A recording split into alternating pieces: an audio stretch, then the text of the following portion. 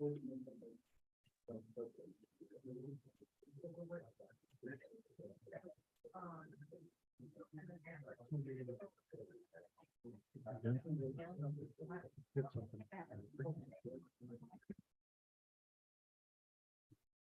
daughter once said, I just call them.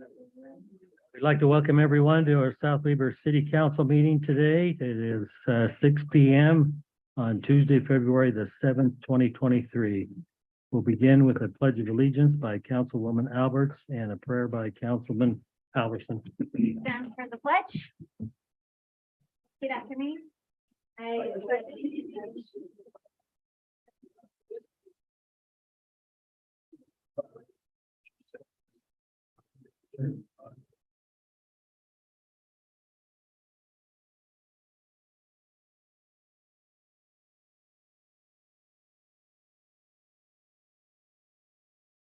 Our dear Heavenly Father, as we come before thee this evening, we're grateful that we can be gathered here as community and friends. And we ask that thy spirit will be with us, that we may make good decisions for our city and our area.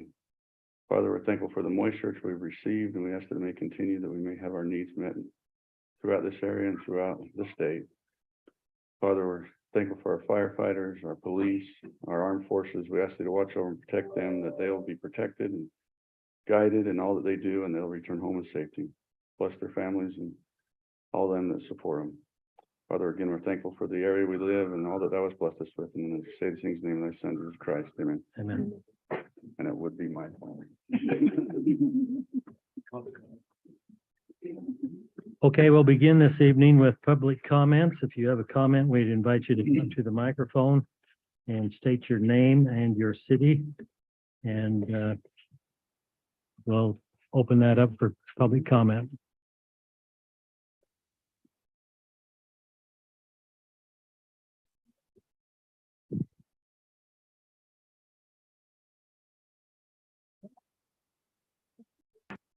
Paul Sturm, South Weber City. The first thing I have is a general comment, and that has to do with the South Weber City official website. During the past 2 months, there have been many changes to the official website as to how to locate documents, and that has created a whack-a-mole situation. This has happened when trying to locate a document referenced in the various South Weber City public notices, wherein it states that the document is on the website. When I receive the public notice, I quickly read the notice. Later, I go to the website and attempt to locate the reference document. And the document is difficult to locate or not even there. The reason I call this a whack-a-mole is that the location of the document, once found, could be in a different location the next time I tried to find it. In the past, documents were located on the city website under the top level city council or planning commission location. Next, the document was found one level down, where a horizontal taskbar with government was present. Then about a week later, the horizontal taskbar disappeared. When talking with a South Weber citizen about upcoming meetings and documents, he informed me that he had to go down yet another level. Then to get to the next level, had to click on the 3 horizontal bars on the right-hand upper side of the page. This took me to a drop-down menu where you could click on government. That showed the various documents, for example, the 9 Feb 23 PC meeting.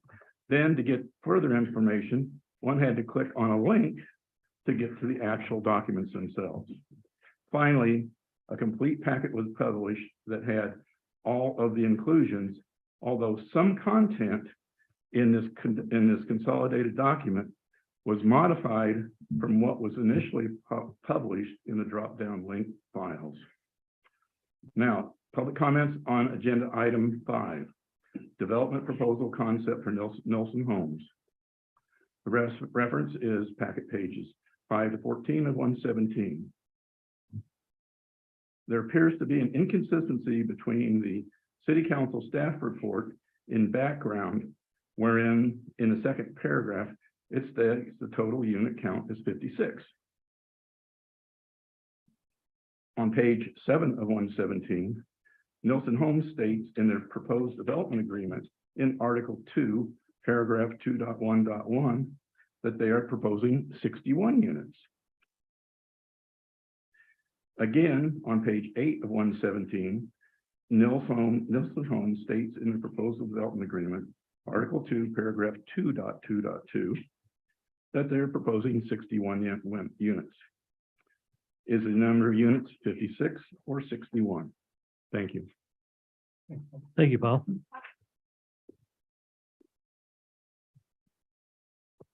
Any other comments? Okay, we'll move on. Presentations, we've got three presentations this evening. We'll begin with Davis County Sheriff's Department with their quarterly report.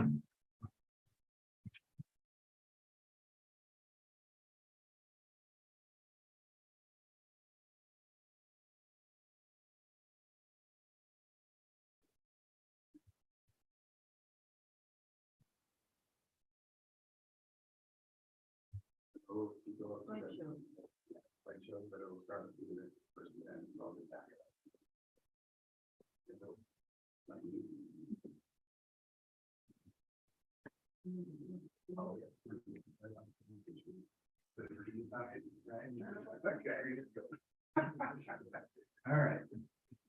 Good old technology. Okay, so I'm Sergeant Pope. This is the South Weaver quarterly stats that we go over each quarter. It's from September 13th to February 7th. So I've been at the Sheriff's Office for 16 years. I've been over South Weaver for 6 of those years. And we can, there we go. Sorry. All up there, so I'm just waiting.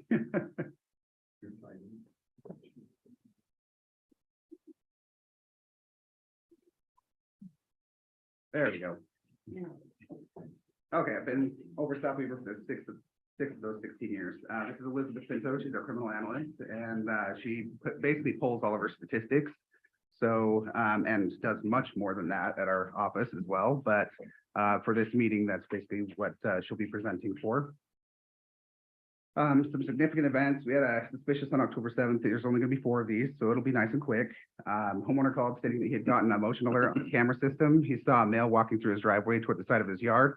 While waiting for our arrival, he saw the same male walk westbound down the street. He appeared confused, was hunched over, and was shuffling his feet. He thought he was an elderly male that was lost. The area was searched for over an hour with a different homeowner calling and stating that there was a male on their back porch acting confused, banging on the door. This was the same male that had left Ogden Regional for a detox, and he was still confused and had torn clothing, was injured. We called an ambulance for him, got him back up to Ogden Regional, and with that one, I actually stayed in the area waiting because I couldn't find him and had about a 15-second response time to the house because I figured it was going to pop up. So that was a good one. Scared the family pretty bad. Aggravated assault on October 23rd. Deputies responded to Cambridge Crossing Apartments on the report of a domestic disturbance involving a male with 2 females. It was reported by a third party that the male and females were arguing in the parking lot. The male pointed a handgun at the females. Prior to the arrival, the male began to leave the area. He was stopped at the entrance of the apartment complex and detained. During the investigation, it was determined he was intoxicated. SFSTs, which are standardized field sobriety tests, that's what that stands for, were performed, and he was found to be DUI. Further investigation showed that he had pointed the handgun at the 2 females. The male was arrested, placed in handcuffs. During this time, he became combative. Deputies had to use force to subdue him. The male was taken to the jail and booked on the charges of aggravated assault, ×2, DUI, carrying a dangerous weapon while under the influence of alcohol and obstructing investigation and disorderly conduct. Oh, technology just loves me. Right. We had, on November 11th, we had a prowler. A homeowner called stating that there was a male trying to break into his home. The male suspect attempted several times to open the back door to the home. While en route, the homeowner stated the male was using a chair to climb over to the neighbor's yard. Dispatch received another 911 call from the neighbor stating that the male had tried to open their back door and was now kicking the windows in the basement. On arrival of the deputies, they found the suspect in the backyard, lying under a barbecue tarp, and was taken into custody. The suspect stated he believed he was in Bluffdale looking for his wife that had been kidnapped by the Illuminati. He was wearing shorts and a t-shirt in 20-degree weather. It was determined that he had parked his vehicle 3 blocks away 3 hours earlier. He was taken to Davis ER for lacerations on his hands, hypothermia, and he was pink sheeted for psychosis. They did end up finding out there was no drugs, anything in his system. It was some form of psychosis that was going on. And I don't know if maybe it was the hypothermia that set that on. They don't really know at this point. So we ended up getting him to the hospital and got him some help. So that one actually ended up pretty good when we thought it was going to be bad. So if you want to scroll to the next one, because I can't do it. And the last thing that I wanted to touch on that is still under investigation is we had a call to an assault that had occurred, a domestic violence situation where a male had kidnapped an older woman and set on fire. I don't mean an older woman, I mean not a teenager. Set the house on fire, and we are currently still investigating that one right now, but that did occur as well. So I don't want to give too much details away since it's still under investigation. All right.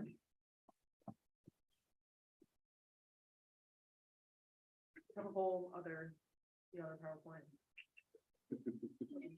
You're lucky you get 2 PowerPoints. Yeah. Please go to the audience. And my kid's back there playing. Totally fine. Right here, I know, and get on it, right? If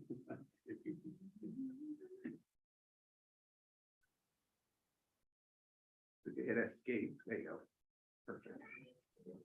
It's not working with you. Yeah, I told you it's me. Sure.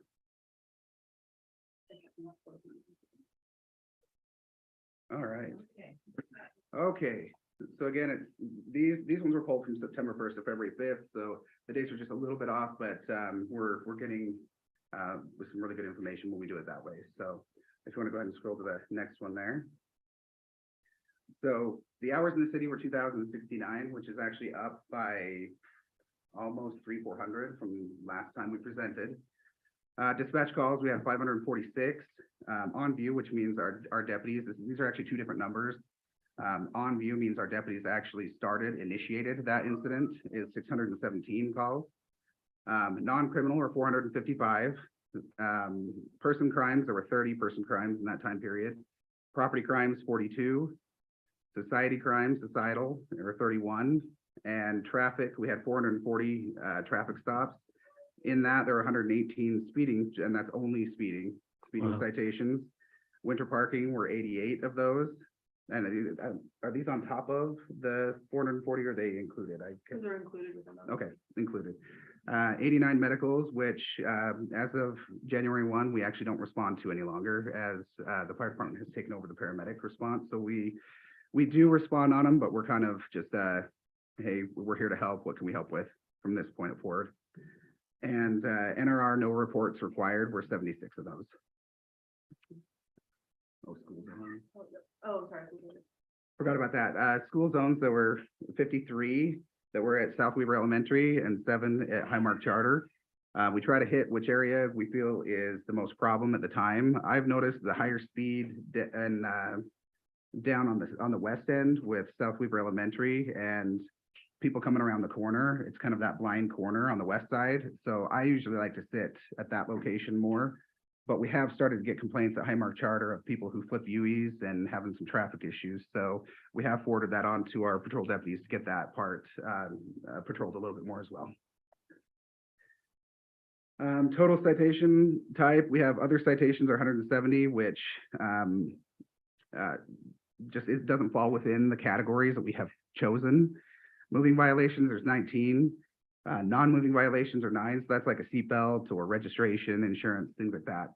Parking violations, there were 69. So we have hit winter parking pretty heavily this year. And when I tell my guys, hey, let's go hit winter parking for the night, it's actually very difficult to find people parking on the street now, which is awesome. I don't think I've ever seen that before in my 16 years.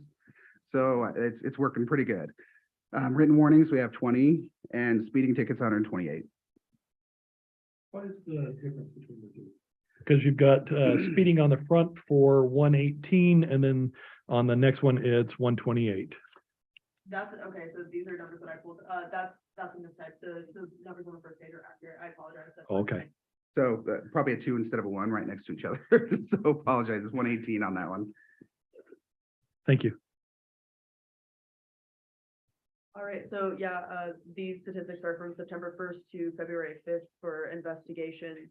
The reason they're from February until February 5th and not February 6th or 7th is so that I have time to pull the stats and prepare those. So it takes me a little bit longer when I'm getting everything. So person crimes have actually gone down quite a bit. I don't know if you guys have noticed, but we typically have person crimes over 50%. They're down to 39.7, which is awesome in the scheme of things. So we had 25 person crimes and 30 property crimes, 5 crimes against society and 3 death investigations. And then on the right-hand side is all of those offenses that have been investigated are listed on the right-hand side. Can you go to the next slide, please? Thank you. So here's a bit more detailed of a breakdown of what those offenses were. So of person crimes, child abuse, child neglect, aggravated assault, and domestic violence were the most investigated crimes in the last quarter. Of property crimes, fraud, and vehicle burglaries were the most prominent. So during the last quarter, I spoke with City Manager Dave Larson to answer a question from City Council, which was to understand the balance between whether officers are going to hotspots because crime occurring there, or if officers are sitting somewhere and observing crime. It's a very valid question. I'm glad you guys felt comfortable enough to ask, and I'm happy to have created a presentation to kind of provide a bit more of an explanation to you. Now, I was asked to provide hotspots broken up by non-criminal public order, non-criminal public order, criminal public order, person, property, and traffic. Those are listed over the next couple of slides. Now, and we don't need to stay on any of these slides for particularly long. I did provide these as per request, but I prepared a presentation to provide a little bit more insight as far as what intel we provide to our officers, and how that is productive. So I'd be 1 or 2 more slides. There we go. So heat maps, purpose and implications. Typically, when heat maps are used for very specific circumstances. Heat maps are used to identify locations and occurrences of specific actionable crime. So that's typically only 1 or 2 crimes at a time. The reason being is, for example, that property crime that we have up, right? That could be a number of different things. That could be fraud, that could be shoplifting, that could be vehicle burglaries, that could be the burglary of a home. Having a heat map of all of that together it doesn't give our officers a whole lot of direction. So I'm going to run through this and then I'll explain what we do. And typically that's the reason why we don't heat map crime types such as part 1, part 2, person, property, stuff like that. It just ends up being misleading, for example. So like if you have, let's say you have shoplifting that occurred at 7 a.m. in the morning at a Maverick, for example, at your guys' Maverick, for example, and in the evening we had a burglary at 5 p.m. at a home. In heat maps and in aggregating that data, it would show that crimes were occurring at noon in the middle of the day, right, which is simply not accurate. It's very misleading, when in fact there was potentially no crime that occurred that was a property crime during that time. We also need sufficient data to be able to have statistical significance. So if we only have 3 vehicle burglaries within South Weber and they're all within different addresses, that's not there's not a whole lot that we can do to prevent that, right, or predict that. There was one more. Oh, actionable crime. So when we say actionable crime, there's not a whole lot that an officer can do to prevent a domestic violence dispute. Right now, there's resources that an officer can provide, and at the sheriff's office, we have victims advocate services that we can provide on scene if necessary to provide resources to reduce the likelihood of domestic violence occurring in the future. But there's nothing an officer can do. Whereas a vehicle burglary situation where we have vehicle burglaries, a trend of vehicle burglaries in an area, an officer can be physically there, and the presence of law enforcement can actually reduce the probability of that happening and the occurrence of that happening. Can we go back to the property heat map? It was, I think, one more. There we go. Are any of these at our city parks? Do we see high levels of any type of incident at our city parks, or are they pretty? That's a great question. I don't have that data sitting right in front Okay. of me. That's something I can absolutely look into. No problem. This quarter, I'll say, I don't remember having too much this quarter with any of the Mhm. parks. Last quarter, it was pretty prevalent, like, it was happening quite often. Yeah. This quarter, not so much, and I probably attribute that to be it being Winter? cold Yeah. and the doors being locked and that Mhm. type of thing. So, this quarter, not as much at the parks. It seems it's more residential. Go to the next slide, please. I wanted to offer a bit too of, oh, I've cut off a little bit. That's unfortunate. I wanted to provide what we do provide to our officers. So we provide, we, as the sheriff's office, have the benefit and pleasure of having a analysis unit. And so we are able to provide daily intelligence briefings to our deputies to be able to give them more pinpointed intel as far as where to go. So one of those is hotspots. That could be a location or an area with actionable crimes. And again, we had discussed what actionable is, right? So, and it will be, actually, I'll give an example of that. If you can go to the next slide, please. So this is what that looks like. Obviously, this is sanitized because any information that goes out at a hotspot is law enforcement sensitive information. But you'll see there will be a map of the hotspot. It'll have the address involved listed, the number of incidents, potentially a couple of case numbers involved, and any intel that we currently have on potential suspects. And the deputies are given direction to provide D6, Davis Crime Intelligence Center, with any further intelligence that they have regarding the incidents that occurred at this location within the last 2 weeks. These are updated regularly to ensure that our officers are working off of prevalent data. And they're valid through specific dates. So our hotspots are valid through a week. This is based off of evidence-based research that shows that this is how long the intel is good for. And the amount of time that we pull it from is evidence-based to show that that's how long it's good for. They'll have the type of incidents listed, the type of incident offenses listed, as well as how many there are. And you can see as well, I don't know how well you can see on your screens, but most certainly not for anybody who's sitting here, is broken up by time of day, buckets of time of day. So if it happened from midnight to morning, it's four different buckets of time that are 6 hours each. And then the time of, oh goodness, my apologies. The other one is supposed to be days of the week. My apologies. Days of the week. So it'll show from Sunday through Saturday when these are occurring. So they know, okay, let's say your swing shift and you're assigned to South Weaver. Okay, I'm going to be going to this area because this is known to have these crimes here. That makes sense. Any questions on this before we go back to the previous slide? Good. Thank you.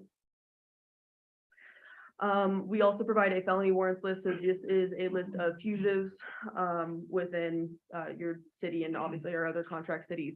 And we will provide any demographics, identifying numbers, and their criminal history, any warnings or cautions, if they have any gang affiliations, which doesn't happen very often in Davis. And any associated vehicles, associated phone numbers, addresses, layout to their house, the whole nine, so that we can provide our officers with enough information to be able to safely approach and apprehend a fugitive when appropriate. Active bulletins, so this may be an attempt to locate, an attempt to identify, be on the lookout, missing persons, or notification for extra patrol. And then other law enforcement sensitive information that we do provide that's obviously maybe not be appropriate to discuss in this place. So what do our deputies do with this intel? They conduct. Quick question. Yes, sir. Yes, I do a lot of these, sorry. Go So, for it. so you keep saying we provide them with it. Is that you and your team, or is that another group that provides the bulletins for the sheriff? Myself and my team. It's also actionable information that they get from deputies. Mhm. So my deputies will go out and work the road, and if they get any information, they give it to her, and she creates all of this as well. So it's kind of a shared thing. We go back and forth. So your watchtower, and then the rest of this is being able to. Something like that. Yeah. So yeah, I'll commonly get emails from deputies of, hey, we apprehended this fugitive, or here's some intel on this, or hey, I'm noticing that we have more updated intel than what's out here. I go to one shift per month, so there are 5 different crews. So I'll go to one patrol briefing per month per crew, if that makes sense. To kind of check in with the deputies, see if there's any extra intel, thank them obviously for all the hard work, and see if there's anything that I can be doing to do my job better and make their lives easier. For felony warrants and active bulletins, deputies are always working with D6 to gather and communicate intel so that we can obviously respond to South Weaver and our other contract cities as fast and as efficiently as possible. I love that. So as far as your question is concerned, because I wanted to provide what we do as far as intel is concerned for our deputies. On view is on view, right? Like if an officer is sitting, so there are some times when officers are sitting in a spot, that they sit in a spot for a number of reasons, and Sergeant Pope might be able to give more insight to that. I'm a civilian, I sit in a cubicle, but they sit in spots for maybe a period of time for a number of reasons. It could be that they're eating lunch or something. It could be that they're writing reports is a big thing. Reports have to be completed before the end of shift. So that's one of the reasons as well. But they're always sat in a place that is readily available and in the middle of South Weaver so that they are able to appropriately respond in an appropriate amount of time to any call that they might get. A way to identify the difference of, you don't have to go back, but I'm going to go back just to make sure I have the wording right. A way to identify the difference of whether or not they're responding to hotspots because of crime occurring, or if they are somewhere and observing crime, is by looking at what crimes are being called in for service. So when Sergeant Pope is going over his numbers and there are a certain amount that are dispatched, meaning that somebody calls 911 and is saying, hey, I need officers to this location, as opposed to a deputy being on scene and saying, I'm seeing this, I'm going to be responding to this.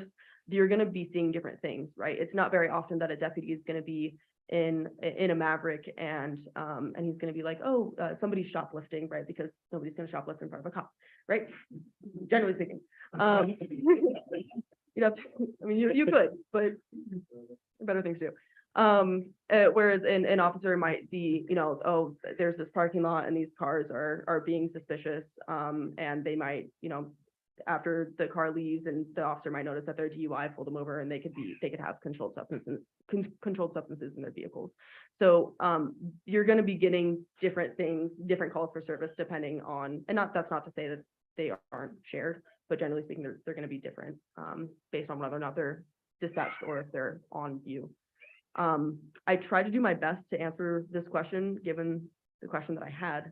Are there any questions that I can, I know speeding is a big one, and I know that's a big priority here. I know that you guys do have a fair amount of speeders. Just us having officers, What was that? Yep. We Just do. ask Joel. Joel is passionate about I can it. tell you the streets. Councilmember, is that that's part of the, so when I pull offenses for how I get hotspots is I'll take actionable, I'll be searching actionable offenses during a given period of time, and it'll tell me the top 15 addresses and where those top actionable offenses are occurring. And so that's where we get the hotspots from. Included in that, for South Weaver specifically, we have traffic and stuff like that. So like speeding and things of that nature. So officers are made aware of those specific areas and are there doing extra patrol based off of the data that we're getting. And just officer presence has been shown across the board, evidence-based, to be reducing crime, and like reducing the prevalence of things like speeding and things of that nature. Of course, right, like we were talking about, nobody's going to shoplift in front of a cop. So same thing with speeding, right? I don't know if you guys have ever been on the I-15 and people start slowing down. You're like, all right, is there a crash or is there a highway patrol officer somewhere up here? So that's what I have for you today. If you have any questions, I'd be more than happy to answer them. Last thing I just want to say real quick, and I apologize, I will make it quick. As far as sitting in one location, I have a deputy who really loves to hit and do with intel and do things in the city, in South Weaver. And we sit at the Maverick, the Park and Ride, and we sit at Highmark Charter quite often, and you guys might see us there, especially at night. That being so, me and both this other deputy noticed a lot of crime going up in South Weaver. We noticed certain people, certain cars, and by that intel, we were able to find that there's a drug dealer just west of South Weaver into Riverdale. We gave the Metro Narcotics unit that information, and within a week they had arrested 13 people out of that house, and crime just dropped dramatically because they arrested all those people out. So when we're sitting in one location, we're noticing a lot of the people, the things that are coming in and out of the city. One night I was sitting there talking with him and I noticed this car go west on South Weaver Drive, east on South Weaver Drive, and came back west and went south. And with all the vehicle burglaries, I went and stopped them, and we ended up finding out that they had just left a threatening note and tried to assault people at the apartments. So we're able to put those two together because we're paying attention to all the vehicles, all the people that are coming in, what time, and that type of stuff. So if you see us sitting in a location, we're still working. We're trying to identify certain things that are coming in and out of the city and pay attention to that stuff. So yeah, so that's all I have. Thank you so much for your time. Do you have any questions about any of this at all? No. Oh, We appreciate all you're doing. Thank you. Thank you. Thank you. Thank Yeah. you so much. thank you very much. We do appreciate that. And it is making a difference. It is, it is. Okay, next item, development proposal concept by Nelson Holmes.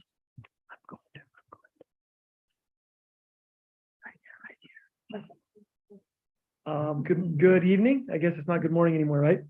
Do we have the staff report? Would that be appropriate to pull up and just kind of scroll through? There are a few pictures. Obviously, all of you have had the chance to look through that. Maybe for some of the neighbors here that would like to see a little bit more of those details. Yes, like you. Oh, my name, Brian Bayless. Sorry. Sorry, yeah, and it's 61 units. The current plan, you asked about 56 versus 61 and 61 units.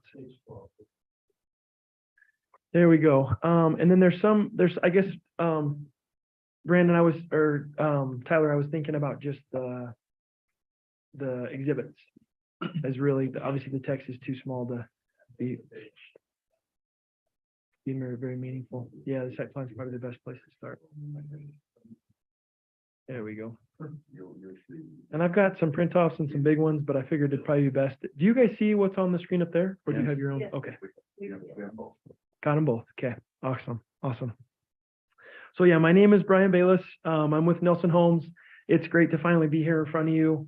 My predecessors, Mark Staples and Jake Jones, they've kind of been in and out as this process has unfolded.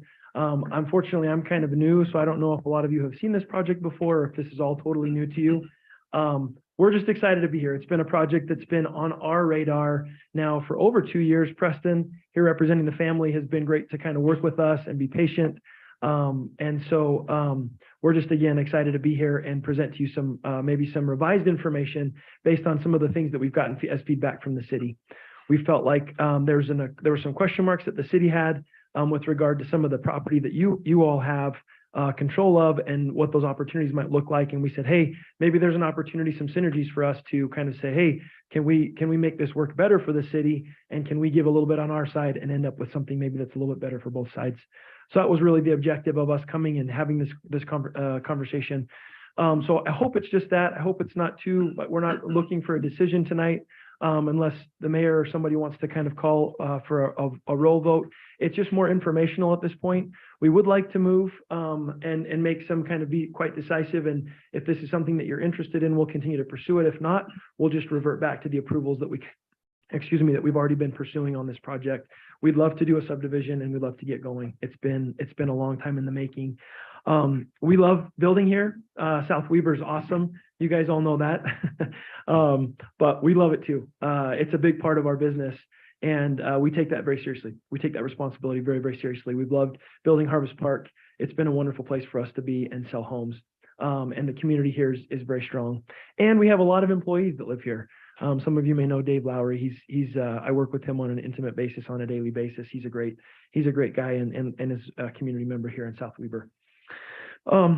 Also, you probably all know this, but your staff is really good. Like they're very transparent. They really defer to you on those issues that should be yours to make. And then they also kind of really take the bull by the horns to try to come up with good information and share that and present it to you in a way that's actionable and meaningful. And there's a lot of cities that aren't as well. Anyway, you have a great staff. So I just wanted to make sure I threw that out there. Okay, so man, as you go through the last 1.5 to 2 years of this project, there have been UDOT issues. There have been county issues. There have been Hill Air Force Base issues. There have been so many issues, and it has been a tough project. You kind of talk about lovingly, you talk about hair on a piece of project, the difficulties that the experiences, the difficult experiences that you have. This one has had its fair share. And fortunately, the family, Preston and the family, have been very patient to work with us. And so we've worked through all of those issues, I can say confidently. There's always issues that you wade into that you have to work through as a developer, but this one has had more than its fair share. So we've been at this now for like 2 years. So it's been a very long process. We've spent hundreds of thousands of dollars in engineering to make sure that we could push this thing forward in a way that was meaningful and we could execute on the vision that we had. And so as part of all of that, I just spell that out only to say, we would love to get moving forward and we would love your direction to the extent that you guys have that tonight. And I would love any questions. It's so helpful for me to know where you're at in your minds. So if you do have questions, please don't hesitate to ask us. We'd love to kind of address those to the extent that we can. We have heard a few, and that's kind of what my presentation will focus on today. So the first one, we've kind of already maybe been through, Trevor and Dave, we've been through the Planning Commission on the other plan. So the other plan has the 56 units. Hopefully some of you, all of you are aware of that. That has been, the preliminary has been approved on that. And so we kind of said, hey, the city came along and said, hey, we're looking at some property acquisition things and we own some property next door. How can we make this property more beneficial and useful? Again, I kind of already mentioned some of those, but that's kind of when we took a step back and said, okay, well, what can we do to make this a win-win for both sides? And so as you kind of look at the specifics there of that plan, there are a few things that I just wanted to point out to say, to the extent that you can make a subdivision feel like a community it's kind of part of the fabric, it helps create the fabric that it comes from. That's what we've tried to do. So there's a lot, as you notice on this plan, there's a lot of really neat open space that we've tried to preserve, and we've tried to provide those open spaces next to the busy road. I've ridden my bike on South Weber Drive, gosh, I don't know how many times. So yeah, I'm that guy.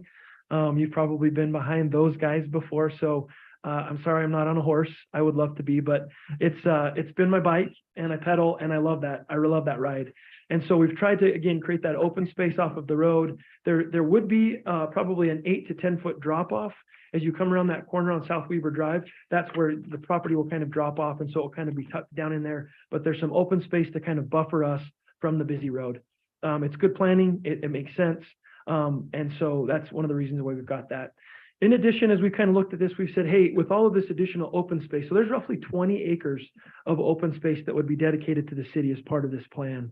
Obviously, you see the big piece in green off to the, if you're looking at the map off to the right-hand side, that would be, I guess, the east side of the property.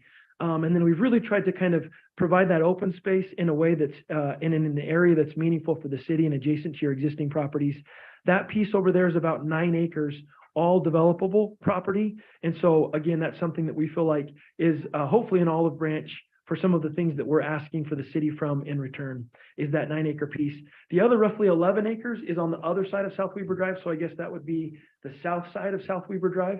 And there's roughly another 11 acres up there on the hillside, which oftentimes cities are like, I don't know, like, what am I going to do with that steep property? There's a lot of places that have figured that out. Not Heber, well, Heber's probably one of them, but Harriman, Draper. I mean, there's just so many bike paths and bike trails and walking paths.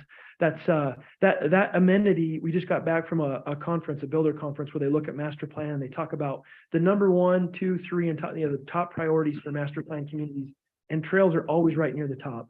But this year they actually took first as a result of COVID, people just needing to get out, get away from their home. They want to be out in nature. That's been a big thing these last few years. And so that's something that we've kind of drawn on the map and said, hey, this is a great opportunity for South Weber to pick up some additional property and have that opportunity. In addition, we've kind of circled off or cordoned off a red area. That area is 4 acres roughly. And that would be adjacent to the city's existing property. And again, a location where it makes sense for you to say, hey, if there was some bleed over from the city's property, that would be the location where that would be. We just, I guess, are asking you for a sufficient buffer or space from the backs of those homes. As you can imagine, people don't want to back right up on the Public Works building or, you know, salt, the excavator picking up the salt in the middle of the night and beep, beep, beep. That gets pretty annoying. So lights, sounds, smells, all those things. We've tried to create a buffer there where we would have some space from the backs of those homes. And essentially, it's just a lot depth deep is the distance that we've used from the backs of those homes to where we said this is what we would recommend as the area where the city would have the ability to put something in.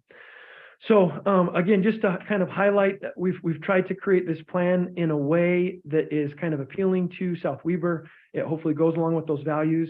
These lots are smaller, so maybe that's the one contradiction maybe to what I'm saying. And maybe you guys are like, yeah, that's a big one for us, and we can't support this plan. And that's, I guess that's understandable as well. What we would hope to point out with this though, and Dave, or who is it, Trevor? Is it Trevor? Are you controlling the mouse? No. Oh, okay. Hi, I don't know your name, Lisa. Would you mind scrolling down just a little bit to talk about the product? Ultimately, I just wanted to make sure this was abundantly clear. The house that would go on those lots is the same. So we would fit the same sized home on the larger lots as we would on those lots. And it's that product map that just got flipped past there, Lisa. The homes,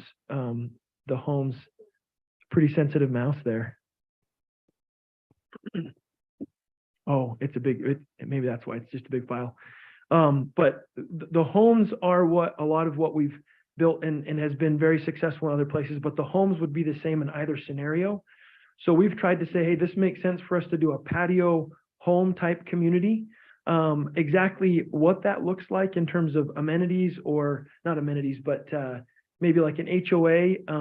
We haven't yet made the decision on whether we're going to do HOA, but the homes would be the same. We want to have those trails. We want to have places for people to kind of congregate and walk around. We've even identified some pickleball courts. Pickleball courts is an incredibly popular, another one of those top kind of 3 amenities right now.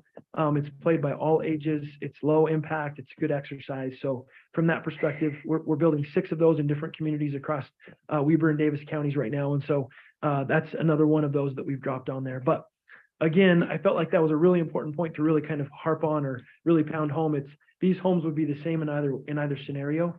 And so we'd really like to just build a great subdivision. The setbacks would be a little bit less, but we want to build a great subdivision and continue hopefully what we feel is a great reputation here in South Weber.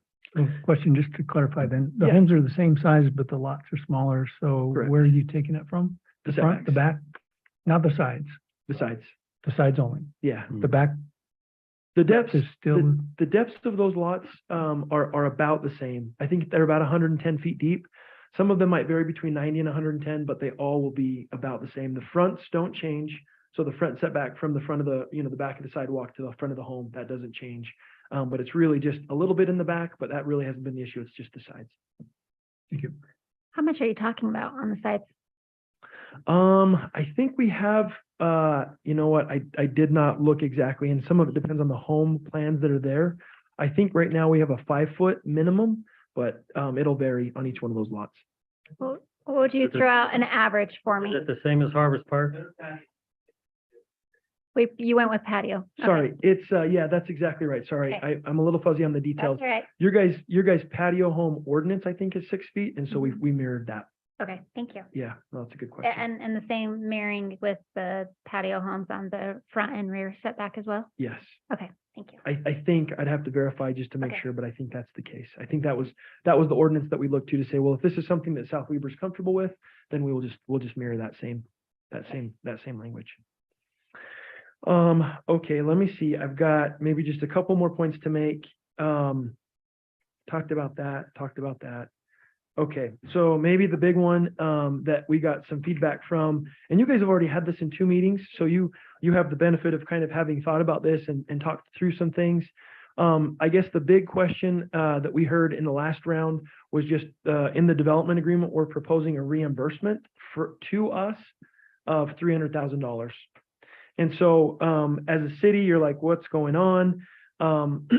I guess there's a few reasons that we felt justified in asking for that. So number one, not your problem, our problem, but if it doesn't work for us, we can't build it, is the money that we make. So as we sell 56 larger lots, we make quite a bit more money on those larger lots than on the smaller lots. And so we had to have a way to kind of balance that out. Again, that's not your problem. What we hope is maybe meaningful for you as you make that decision is a few things. Number one, we're paying, when you combine the traffic impact fees that will be generated from our subdivision and the parks impact fees that will be generated from our subdivision, the combination of those two impact fees on a per unit basis is about $5,000. It's like $4,700 per unit. And so when you multiply that by the 61 units, that puts it just under the $300,000. So essentially the fees that we're paying for in our subdivision are already getting to, by the time you add up all of the fees, they're exceeding that, but specifically on the parks and the traffic, it gets to that $300,000. And so one of the reasons why we feel justified in asking for the traffic and the parks impact fees is because the road, if you zoom back to the site plan there, Lisa, if you can get the computer to keep up with you. Yeah, there we go. So that main road that comes off of South Weber Drive, that's a road that's on South Weber City's general plan, and it's also on the city's capital facilities plan, which to us means that road is reimbursable. That road is incredibly expensive because, like I said before, it's about 8 feet raised up from the adjacent elevation of the property, and so we have to build a ramp down almost to be able to provide access into our subdivision. And so oftentimes, again, Brett, maybe you could speak better to that, but those oftentimes those improvements that are built are reimbursable. That's been our experience in other places. So that was one of the reasons why we felt like, hey, if we're paying that in impact fees, it's reasonable for us to request that as impact fees. And then the other one is obviously the parks. So the parks impact fees, obviously, with all of the, sorry, I should let Brett respond if he has a response. Brett. It's Brandon. Brandon. You're Sorry. thinking of my brother. I'm sorry, Brandon. That's okay. I am thinking of your brother. Yeah, that's all right. Yeah. The short answer is no. In this, on this road, it was not considered to be more of a collector road. So there's really no upsizing. It's just a standard residential. So it was not planned for as having any reimbursement eligibility. Okay. Thank you for that.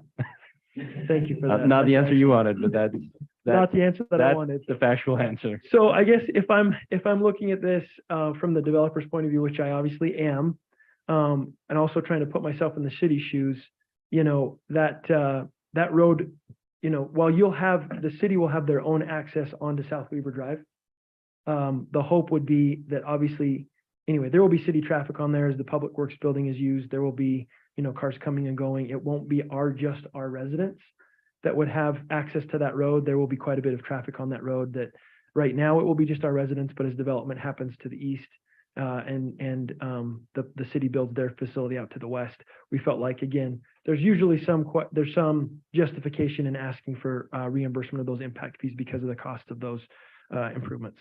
So that's how we got to that number. The last thing that I'll just mention really quickly, and then I'll be quiet and would love to hear any questions or concerns that you've got.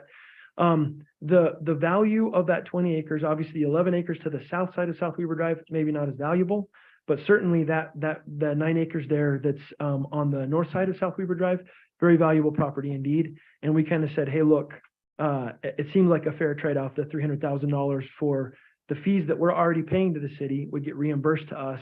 And there's a lot of value in that ground that we're contributing or offering, I guess, as hopefully something that's appealing to the city and help solve some of your other problems. So as we look to say, hey, that nine acres, there's a lot more value there than $300,000. So we felt like it was a fair, hopefully, if what you'll perceive as a fair trade-off. And so with that, I think those are all of the questions or all of the points that I just kind of wanted to throw out there. And I would love to hear any questions or concerns that you as a city have. Okay, thank you very much. I think there's several questions that we would like to ask. Yeah. So, Trevor, I just have a couple questions for you. So when we had the 56 lots coming in that were part of the easement, and so it was really technically 47, how many acres was that of buildable lots?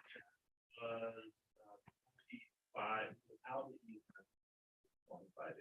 Without the easement? Okay, and then how many acres are the 61 lots sitting on? It is approximately, I removed the additional For, all I did was remove the additional 4 acres for that public works lot in my estimate. So 21? For- Okay, thank you. But I did do kind of a double calculation. If you did it with the public works, then I just did the 61 divided by 25. Okay. I did it without it. Sounds good, thank you. Was that all you had? Oh, no, I have lots to say. I just wanted to write that down first, but I will go for it. Okay, Ready? I had a question for you, Brian, and thank you for coming with your presentation. It's very helpful. Yeah. In this agreement that you have presented to us, there's some developer obligations and then there's some city obligations. Right. One of them is the city will assist the developer in obtaining the boundary line agreement with Weber Davis County. So Yeah. what do you envision that being the city's, how is the city helping you with that? Yeah, that's a great question. So we're taking that one. I mean, in terms of running it, pushing it, you know, making it happen. There's still probably 2 or 3 viable alternatives or solutions with that. I don't know that we're super concerned about it. That would be in our second phase.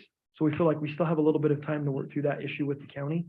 But essentially what we would do is just like has been done in other places in South Weber with development. So it would be no different. There's already a precedent set and we would just do a boundary line adjustment and we would, that's how we would clean it up that way. So again, that's been done at the trailer park, I think is the last place that has happened. I'm going to correct you. It's an RV park. Thank you. Sorry. Thank you for that correction. Thank you. The RV park. Yes. So it's taken place in a few other places in South. Okay, so basically just utilizing staff's resources to make that happen. It's really just, I don't want you guys out there actively opposing what we're doing. I can't see why that would be the case, but we're just asking for you not to oppose what we're doing. And as You we just said, want our support. yeah, whoever said that. So- Brandon. Brad's It brother, was like a Brandon. voice from the sky. Yeah, Brandon, that's Yeah. exactly right. And if it doesn't get approved by the county, what does that do to your development plan? We would, I think we might lose a lot or two. But essentially this also happens. It's quite common in other places that, development lots would straddle 2 municipalities. And so essentially we would adjust the footprint of the home so that it doesn't straddle that boundary on that lot. We would push it either forward or backward to the extent that we could and still following the setbacks. And we would be able to kind of rearrange those lots and develop them. Now, there might be a few that we couldn't make that work. But that's kind of how we would propose doing it. So that resident would get 2 tax notices because they'd be in 2 different entities. But that happens quite regularly as well. So that's a whole northern part of your development and The whole northern part, Where is that line So- power? No, that line's It's the county the, line. like the purple line, right? so it's just No. this line No, down here. purple line is like the trails, the Right. power lines are the 3 lines across the middle. Right. It's Yeah, this that one one. right. What is The this? straight line across. It's the black, That's the boundary line, not the power Dash. line. yes, that's the black Okay. dashed straight line. really good. Yeah. Oh, so way more than 2 homes. Well, Right. just only 2 or 3 would be split. Right. Some would be in Weber County, some would be in But Davis. then good Essentially, chunk will be in Weber County entirely. Yep, if you 1, look 2, at, 3, we don't 4, have, 5, we don't 6, have lot lines. 8, that's 8 lots. And our retention basin. No. No, What would also happen to utilities?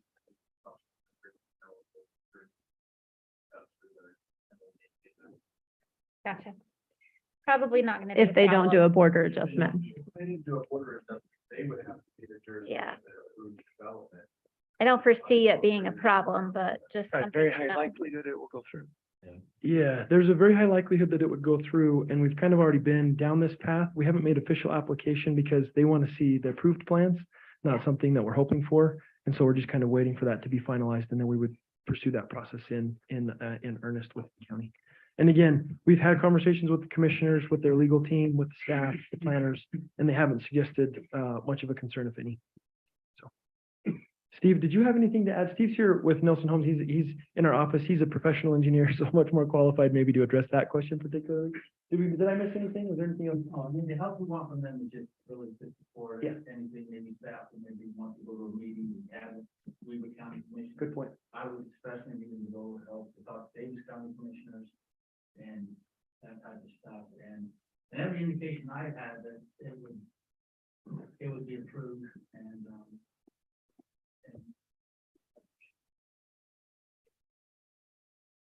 Great question. Okay, thank you. Let's just kind of go one by one, starting with Blair. Why don't you ask your question?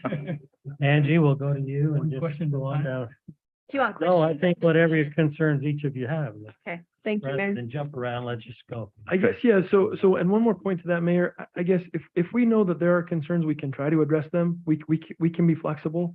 If this is just a no, we're not interested, then that's great too. Like, we really are, this is something we're proposing, so we like it. We would like to proceed with this. I think it would be a good thing for the city. But again, if this is not something, we'd love to know your concerns though, so that we can try to do our best to address them. One clarification, Trevor. We had this discussion before, but preliminary approval at planning commission, is that actually done for? And it's a recommended approval? Okay. well, yeah, it's approved at the preliminary stage, has not gone through the final. Hasn't gone through final, it's just preliminary, correct? That's for the 47 lots, That's what the 50. the 56. Okay. And hold on, sorry, just one more thing. Is it true also that planning commission gives the final say on the preliminary approval? If the final has to go back to council, is that right? The planning commission looks at the preliminary packet as complete and recommend a final approval to the, or recommend or not recommend approval to the city council for their final subdivision. For the final, but the preliminary is approved Preliminary is through the planning commission, no more steps taken.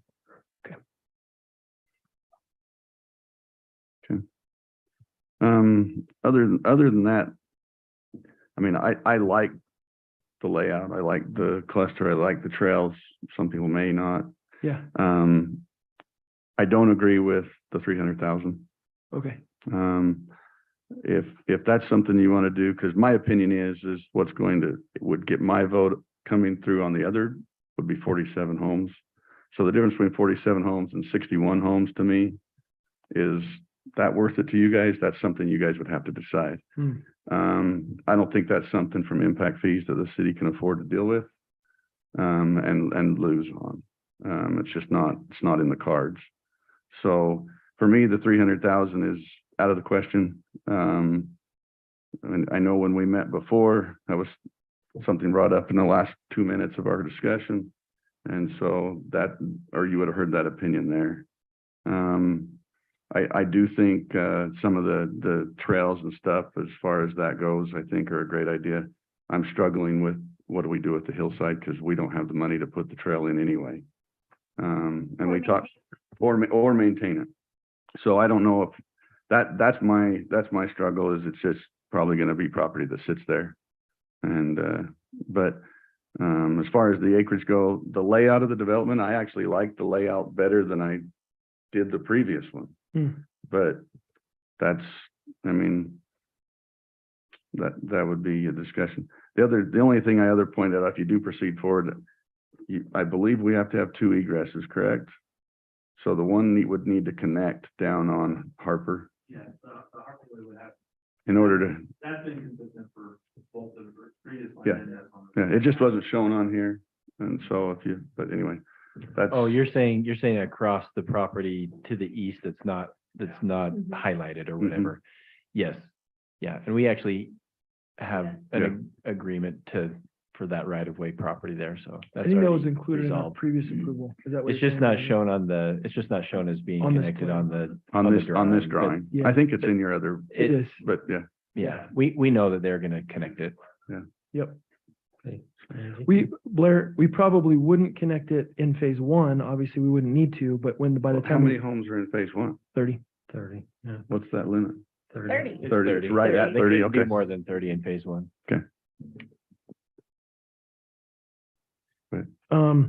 I did have just, as Blair, as you were talking, one more thought that came out. In terms of, I guess another way, if I'm looking at this from the city's perspective, it's like, we've cut out over 1,000 linear feet of road. So that's less road that the city has to maintain and manage, fill potholes, scrape snow off of, all of those things. So from our perspective, you're collecting obviously more fees through the impact fees with the 61 than the 56, and there's less infrastructure costs. So in terms of bang for your buck on the overall, funds of the city, that's hopefully you guys perceive that as a good thing. Most cities appreciate the fact that, hey, we can get rid of some road, less cost for us. So that's just one more thought I wanted to throw out there. I appreciate that thought, but I still agree with Blair. Okay. I don't like the 300,000. I don't feel like there's a good enough justification for me to vote yes, let's refund these impact fees. So I don't agree with that. I also struggle with the hillside. What you're essentially saying is 20 acres of land that our public works has to maintain, which can become a burden on the city. So it's concerning. I like the layout. I really hesitate with narrower lots, but knowing that we've done it at Harvest Park and that looks nice, it's a nice product, and I think it is an asset to the city. So I'm okay with this, hesitantly okay with that. Okay. And I had one other thing. I'll think of it. While you're thinking, can I bounce back? Sorry, Mayor. No, you had your chance, Blair. Yeah. What would be happening with the ditch? As it goes, you show the existing canal. Yeah. Going through the open space there. Yeah. Is that just gonna be fenced off? I know there's a requirement by Riverdale ditch. I mean, I didn't know what the plan was for that, I mean, just theoretically. waterways, Blair, are always a wonderful amenity. This is not, we'd love to say it's a waterway. I know it's not. I know what it is, and that's why I'm asking what it's gonna be right there in between those homes. I mean, on the north, let's see, I always get turned around when I look at this map, but on the north side, obviously, we would probably back those homes pretty close to the edge of that canal. So we put a fence on that as the back property line of all of those properties. And then we would likewise put another fence on the south side, on the bottom side, the downside of that picture. So we would just fence it off. I mean, I'd love to incorporate it into the landscape design. We do that all the time on sloughs and other drainages. This isn't that slough or that drainage. We would offer to maintain it and keep it up. But again, I don't know from a liability perspective if the canal company would let us do that. And you might have some insight in if they would or wouldn't. I don't know. Okay. I just know that on all previous developments, they've made them pipe it. Yeah, they have. That's why. That's like where we're showing a path going through there next to it. They, I mean, definitely would probably make it Make be it pipe it. piped. Okay. So, Good to know. I'll write Okay. I'll write that down too. I remembered what I was going to say. Nice. The trails right here. So in between the homes, in the middle of the subdivision, Mhm. you were saying you were considering not having an HOA. So who would maintain those? Well, no, it would have to be an HOA. You're exactly right. I appreciate you pushing a little bit. Okay. We kind of felt like we came in and we were talking and it was kind of like, hey, the city might be interested in looking at some additional property. And so we kind of put this together pretty quickly just to paint a picture of what it could look like. So this, excuse me, this is very like, hey, this is just a talking point. We didn't spend a ton of time connecting roads and, thinking through all of the HOA and how this would all work. But yeah, you're exactly right. That would have to be an HOA. We thought maybe the city might be interested in taking those pickleball courts. We would build them. We'd have the obligation as Nelson Homes to build them, like the dog park at Harvest Park, and then the city would take that over if that's something that's of interest to the city. Okay. I love the pickleball court. I don't think that the people right next to it will love it.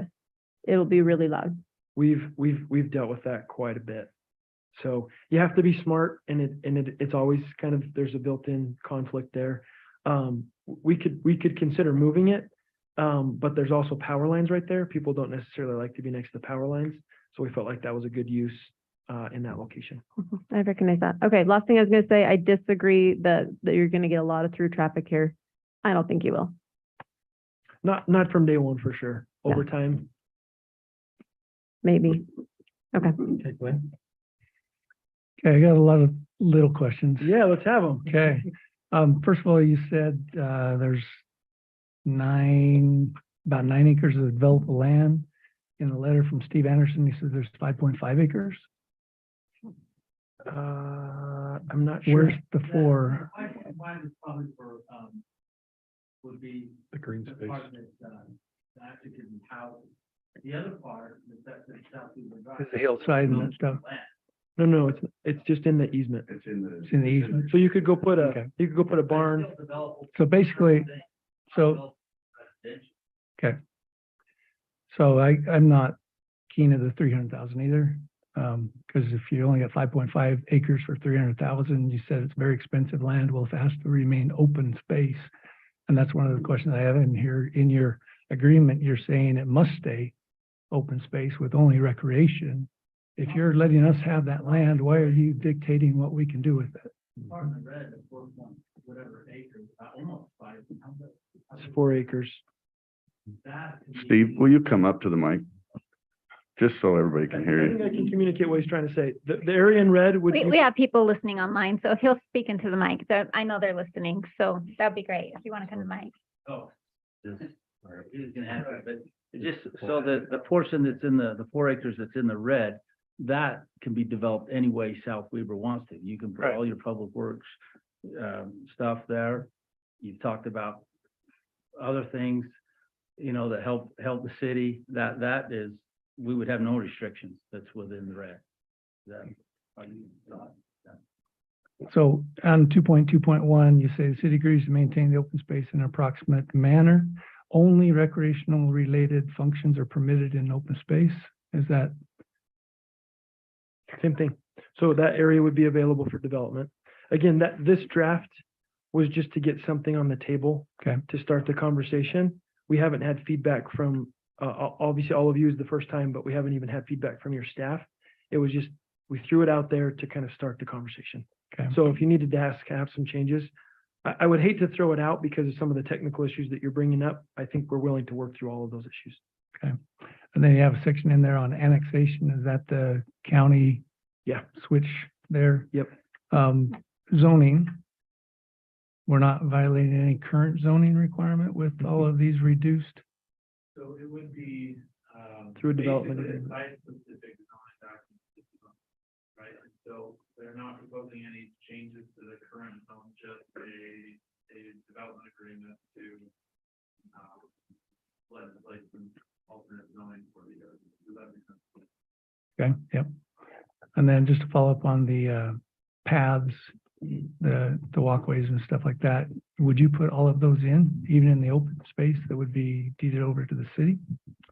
On the portions that are built for the city, part of that $300,000 would go to help pay for some of those costs. So if the $300,000 isn't on the table anymore, I would say that would be something that we can figure out and negotiate, but I would say it would be hard for us to, it would be a hard financial decision for us to move forward on this plan without the $300,000. And then to have to build the trails on top of that would be really hard for us. It's not feasible. It would be financially unfeasible for us. Okay. So. And then just agreeing that the hillside, I don't see much value to the city in that. So I guess, so if that's again, that's a sticking point with all of you, the 300,000 in the hillside. So we would keep that. It sounds like that's not a huge deal for us. We would just keep that and continue to maintain it. I guess I'm just wanting to understand what it would take in terms of maintenance for the city. I mean, the family's owned it and it's grown wild, and I don't think that there's much maintenance. Putting in a dirt trail, it costs a little bit to build. And if it was something that the city's opinion would change, if there was a built trail there, while we're coming in and putting all of the improvements in for the first phase, we would definitely, it wouldn't be the Taj Mahal of trails. It wouldn't be a paved, retained, right, with like retaining blocks and all that stuff. It would be a trail that people could go and use. But I'm on trails like that all the time. I'd hike Adams Canyon in Kaysville. Like, there's a lot of people that would use that trail. So I just wonder if that would change I hear you're saying no, but if there's a way to say, well, this is what it would take to make that maybe make sense for the city, I would love to know what that option would look like. If it's just no, then great. But if it's like, hey, maybe this is a creative way to look at that, that's where I would hope we could get to tonight from you in terms of feedback. I hear you loud and clear. You don't want the hillside. If you have to build a trail and maintain it and all of these things, but to me, it's like, maybe we're kind of not on the same page. What am I missing? If at the end of the development and it was a finished trail and looked like that, and it wasn't, I mean, you guys were doing it. Yeah. I go back to the dog park and the Yeah. trail we have around there. Yeah, that's fair. We're financially limited. Yeah. And so we end up with an unfinished product. Yeah, And I'm not saying this trail would have to be, but if you're thinking of a little hiking trail or a mountain biking trail or something that these Yeah. residents and a couple of the other residents around here would use, yeah, I would entertain that, but Yeah. it's not something that will hit our priority list yeah, that we have any money to ever do. got it. Okay, And so, so it'd just be a piece of property that's sat there. yeah. And it can sit there in the Ray's family or yours or whatever. It's gonna sit there with somebody, so. I mean, that's just my opinion. Okay, okay. And so I guess, let me make sure I understand, the 3 of the 5 that have spoken have said, well, no, we don't want it. If it was something where we took a skid steer up there and built a little hiking trail, this area, again, it's kind of hard to explain without being out there, and I know the people online can't see, but this area is quite steep right here, but then it does come up and flatten off up here. There are some areas that are flat. And it takes a little bit of vision from the city's perspective to see, hey, this is one little piece. It's an 11-acre piece. And if it's just a one piece that we own and we don't ever do anything with again, it's like, I don't really get it. I don't see it. I buy it. I'm not interested in that. But if it's like, hey, this might be something that this could be an amenity. It's in Harriman and in other places. People live in those places like they live next to a golf course because of the trails. And so I don't know if there's a way to do that where we could get horses up there and that makes sense. I know that's part of the equation. Come on, Blair, have some creativity. Whoa, okay, all right. You don't have to feed the mountain bike, right? Okay, all right. I guess I'm just saying, I hear you don't want it if it's just, hey, but if you said, hey, we're gonna maybe look a little longer term, nobody's gonna want that property up there, and it could be something that the city uses eventually, the whole hillside. I'm not talking about just this 11 acres. I'm talking about that whole bluff up there to say, is that something, I mean, we've looked at a lot of property and it's like, what you always ask that question, what do you do? Everybody's asking that question, and the city could say, well, we're going to take the bull by the horns, and it's not going to cost us a lot if we require all of the developers to come in there and build this network of trails up there. It could be something that would be a wonderful amenity to the city and something that takes a little vision and leadership. But I would say, again, I'm not asking for you to, it's hard for you to make those decisions and all of that, but I'm just thinking, if there's some creativity here involved, I would love to try to figure out a way for it to work for you, and it's something that you are interested in doing. So I would be interested in the hill with a trail put in. Yeah. And still not do 300,000, if that's the sticking point for you to put the trail in. Okay, that does us no good, right? That's not a trade, right? Right. Okay, all right. Yeah, and just to add on that, if the city uses it as a trail, we need a parking space. I was just gonna say that. Exactly. Citizens to be there. So basically, it's just gonna be a trail for your HOA. Your HOA could pay fees to upgrade it. But if it's a city thing, we need space for parking so Yeah. the rest of the city can actually utilize it. Yeah, that's one way of looking at it for sure, is that it's just for our residents. But I mean, I guess there's a road right here. There's a trail network that connects up here. It feels like if you're saying that it's not a lot of people are going to use it, I don't know that you need a big parking lot. They can park on the side of the road to some degree there right now. Is there enough space shoulders I wise? don't think there's. No. No, Okay, no. all right. I take Super that back. Redact that from the, and it's blind corners. It's very narrow. it's problem. Hey, Brandon, what is the right of way, for this subdivision? Is it What is their For- right of way? yeah. Width of it. the width, It would be a 70. 70? Okay, just want to make sure. Basically, what you'd have is residents parking in front of all the other houses to go hiking on it. Yeah. And we'll get the calls on that. The only other option is. Does that mean you don't do it? Is that a reason enough to not? Oh, do it? Why don't you wait for all of us? Yeah. Well, And then you can get- and part of that is, it wouldn't be hard, because we would have that open could put space some right down there. there, right across the street. It's just different things we gotta consider. Mhm. Yeah, cause if that is dedicated to the city, obviously you'd own that property and Mhm. you, Parking lot. yeah. For my horse trailer. Yeah. Good question. Okay, Haley. my turn. All right, I agree with a lot of what has been said, the 300,000. No way. You told Councilwoman Petty that you appreciate the pushback. I hope you appreciate mine. Get it all day, every day, at home, at work, doesn't matter. Well, you're gonna get it here. The 1,000 feet of linear feet of road that you did, that you lessened out. I appreciate that perspective and that sentiment. But what you also are doing is because of how much density you're putting in is adding that much more traffic to the roads. So it's a tit for tat in my brain. You're just, yeah, we have 1,000 linear feet less to maintain, but now we have almost double the cars that are on the streets that we do have. So I don't know that it necessarily equates to the savings in my brain. Okay. As far as the actual development and everything, I can say how I feel about it, and I think it's a nice development, but one thing that I'm having a really hard time with is what we're essentially doing here is rezoning from an RLM to a patio. That's 3 zones higher. So I'm just going to write this out so you can kind of see. Rather than 10,000 lot width minimum, we're going to an 8. Rather than 1.85 being the maximum density, we're going to 2.85. Rather than a minimum, 25% of a minimum 80 feet of frontage of a lot, with 25% having a minimum of 100 feet of frontage, with an average of 90 feet for most of those lots, we're jumping down to 60. Instead of 10-foot side setbacks, we're moving to 6. And instead of 25 rear setbacks, we're moving to 10. We are changing this zone, essentially, is what we're doing. Yeah, you're right. And I appreciate the work that you have gone into building a development, but at the end of the day, we have a lot of developers that come in and they're like, oh, we can put in pickleball courts and walking paths and everything. And the thing is our residents have already spoken. They know what they want there. It's an RLM. It's that zone. That's Okay. what they want. And so as much as I would love to be able to sit here and say, you know, I like this and I like that, at the end of the day, they already told me what they want. It's an RLM. So I appreciate the hard work into it and the development agreement. And the 300,000 is a lot to work with, and the increase in density and the smaller lot size is really hard for me. Okay.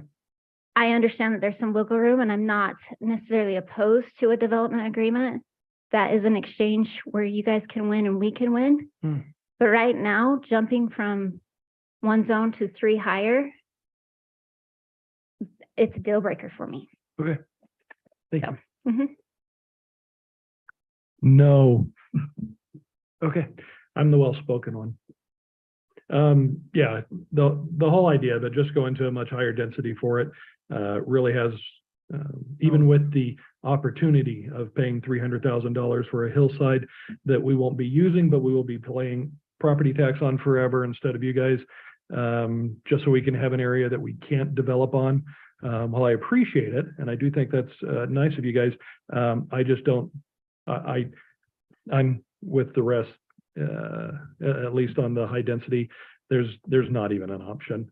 I mean, if you had to do that to go up and get a higher density, don't want it. So, okay, appreciate it. Awesome. Okay, well, sounds like we're dead. Anything else? I do like the first one. It was really good. Mayor, did you want to? The first one, the one that's originally in there, the 56 units, yeah. Speaking of the 56 units, Trevor, what is the zoning on that? On 56 units? Well, it would be 41. 47.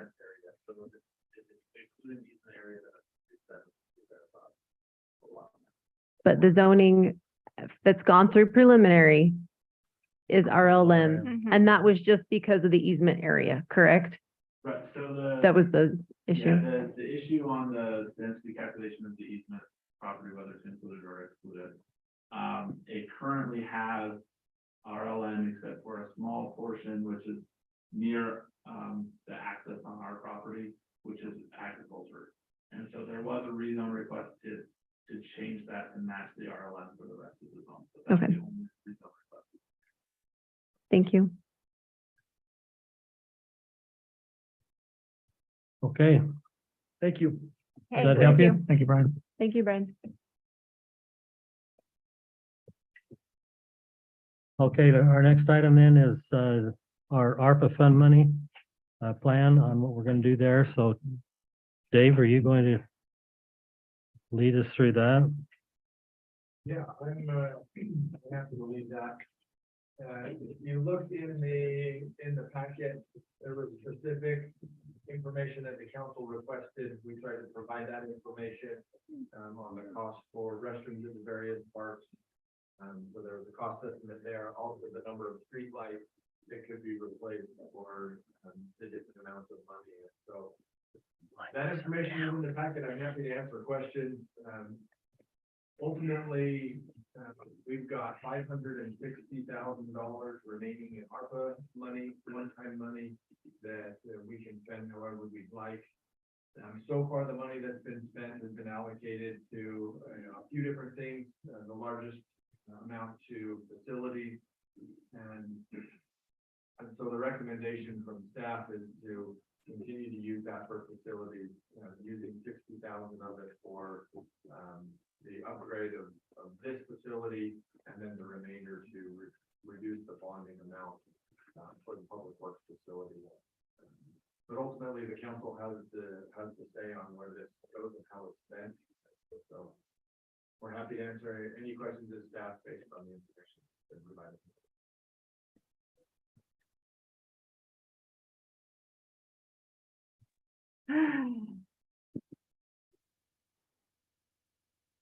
So I don't know that we need to make a big decision right now on what we're gonna do with that money. We've got some time to go with it, but it would be worth looking at. I think we've got an item coming up a little further down on this remodel project, that we're gonna have to maybe look at using some of that on. So- But the rest of it, unless, we've got a big project that we're considering with our public works building, do we want to say, that's where we want to put this money, or, the consideration, or do we want to break it up into these other areas that we've talked about before? I think that's, And Dave, what's the time limit before ARPA money goes away? I think we got 2 years. 2 more years. Okay. Yeah, there's not an urgency necessarily Yeah. to spend it. It's more of just the planning, and we wanted to bring back the requested information to the council for consideration. Knowing that one of the projects that we've been talking about, is up for award, it felt like an appropriate time to bring back the rest of that ARPA perspective and context. So the one item on here that I just want to bring everyone's attention to is, we do have, on the list, the Memorial Park, Veterans Memorial Park getting a bathroom. That is something that, again, anything that we can do to upgrade our Veterans Memorial Park to be more usable, and I think a little bit more of a better tribute, I think we ought to do. I'm not worried about the other bathrooms or anything like that right now. We've got other times to talk about it. But that is one that I really do think that we need to at least investigate in. So my 2 cents.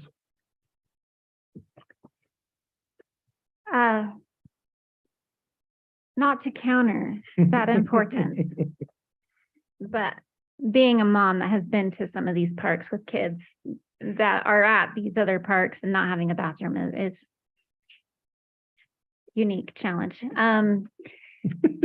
So the honey buckets are they at the 4 parks right now, these 4, or do we have them at just 2? We've got them at all 4. We had them in a couple other locations. We had them at the West, we had them at Veterans. No, West, Canyon Meadows West. One at Veterans Memorial. Cedar Cove? Cedar Cove is where everybody is peeing in the bushes, I promise you. Further down. Yeah, we had it at the furthest west. Can't remember the name of the big, large retaining basin. What? I'm not necessarily proposing we spend on bathrooms, but there needs to be a bathroom at our parks, one way or another. If that's Honey Bucket for a little bit longer, I'm fine, but we do have parents there with kids with nowhere to go. I know that, so. Good point. Cedar Cove has that little forested area. I'm just telling y'all, don't go in it. Is this money making interest? Are we able to get interest off of this money? As it sits right now? Okay.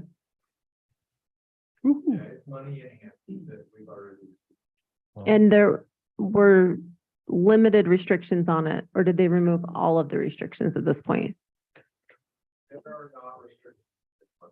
Thank you. Just a question on our current bonds. When did they end?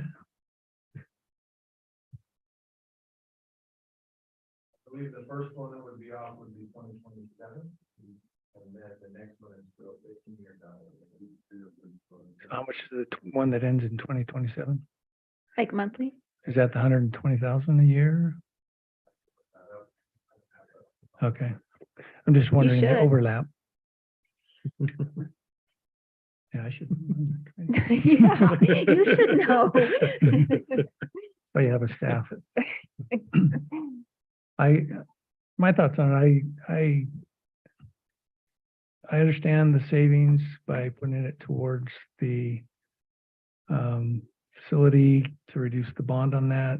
And if it's a $40,000 a year savings in our payment, I mean, that is a noticeable amount.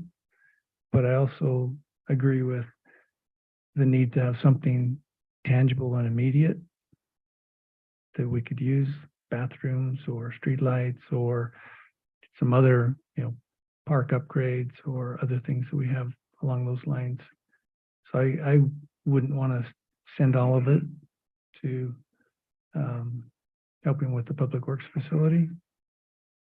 That's just my thoughts at the moment. Good.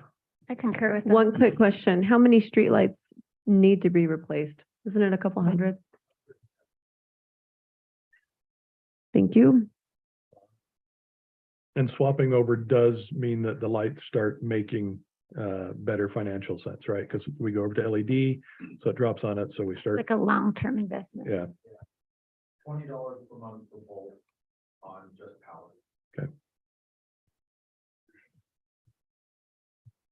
My opinion is they should be added to the list. Whether we spend it on the Public Works facility or not, I do think as we'll see here in a minute, the $60,000 for here is probably needed, obviously. So I think they need to be added to the list, and once we determine what we're doing with the Public Works facility, but it should be put on our list, both items. Okay. In my opinion. What both items? Restrooms and lights? No, those are on our list of priorities, correct? What do you want to add? The Public Works Public Works. facility and the City Hall. Oh. That's the question before us, is do we add these two items to our priority list? My answer is yes. Well, there's, okay, you're right. You're right, Blair. Okay, Okay. Any thank you. other- Can I record that? Oh, it is It recorded. is recorded. It is on the record. Are there other items the council are for priorities of the City Hall and the Public Works facility? I just had a question as far as what we've already spent them on. I know some of it has been paid for. For like the bike track and the barn memorial, I think are still existing. Are those prices still staying about where, I mean, those funds are already there, but is it going to be enough to finish what they were intended to do? That's a good question. We haven't really pursued those with other projects. Since we had that conversation. That money is still just an estimate. Are we planning on moving forward with well, definitely the bike track in the spring, but the memorial, are we planning on moving forward this spring with that one as well? And not a whole lot has happened. Is that Parks and Rec? Yeah. Probably. Okay, That's probably one that we should. The barn. okay.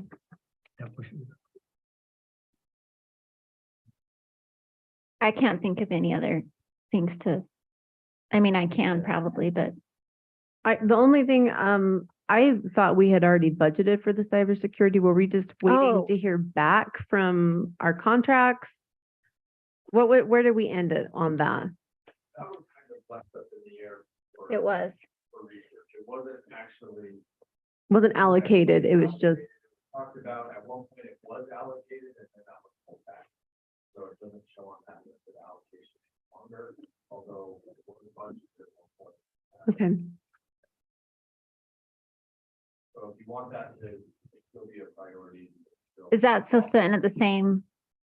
Oh, what was that amount? Like 200? 40,000. 40, oh, it was way off. Okay. Well, and the security aspects are starting to take a much more prominent position out there. There's more and more hits going on, and of course with us angering two major world powers that have much more sophisticated cyber attacks than we do, it might be something that we do reinvestigate. We can pick up back up. Yeah. Yeah. Yeah. Let's do. I'd like to do that. Have any other items, Joe? Can we have trees? Other than that, Trees? Oh, trees. trees. I want my trees for Central Park that you guys tore down. I want them back. She looks right over. Yeah. I know you were the rubber stamp on that one. When did you have another? No. Okay. Tree plan is in the works. Okay, let's move along. Before we get into our action items, I think it's worth mentioning that we have our youth city council here this evening, and we appreciate them coming and being part of city council today. We've got 5 of our 7 members here. And so what I would like to do is each one of you girls, would you please stand up and introduce yourself, tell us your names. They're not listening. Girls, listen to the mayor, please. He just asked if you'd all stand up and just say your name.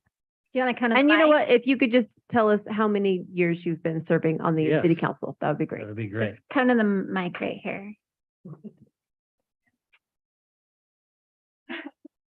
I'm Ali Durant, and this is my 2nd year. I'm Lexi Alberts, and this is my 3rd year. I'm London Nicholas, and this is my 1st year. I'm Summer Gee, and this is my 1st year. I'm Olivia Packer, and this is my 1st year. And sweet Olivia just had surgery, and I told her she didn't have to come, but she's fulfilling her obligation to Make sure attend you the city put your council foot meeting. up somewhere. Yeah.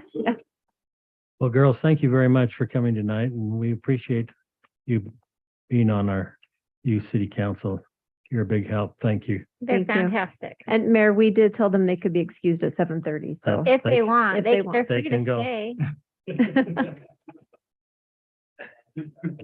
Okay, then our action items, our consent agenda consists of January 10th meeting, January checks, December's budget to actual, and the 2023 water improvement project. Are there any discussions or concerns with these action items on the consent agenda?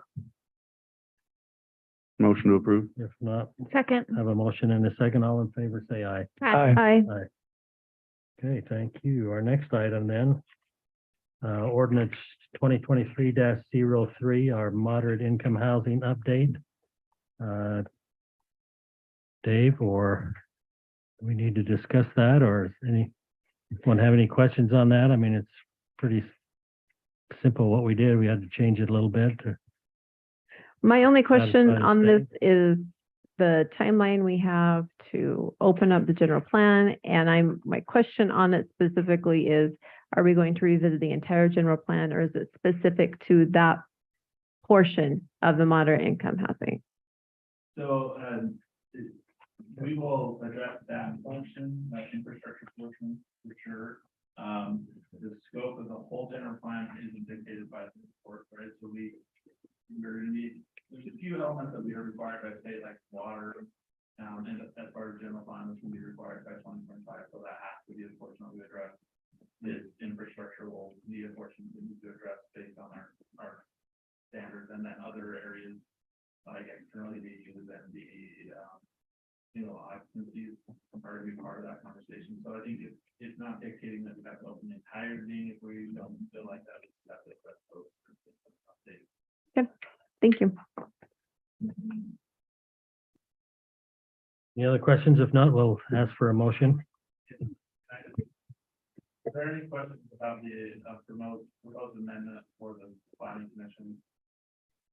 Oh, The what? it's in red on page 95. It says amend recommendation from, let's see, is that right? Yeah, Amendment recommendation from planning commission, looking at areas of moderate income housing and the impact of the infrastructure associated with those areas. What does that mean? I struggled with that when it was so put on there. the state letter that they sent back, if you read it, that in our deficiency, the city must update moderate income housing element. General fund strategy B, with key tasks or benchmarks and timelines to demonstrate the progress of strategy actions, which are complete, and then,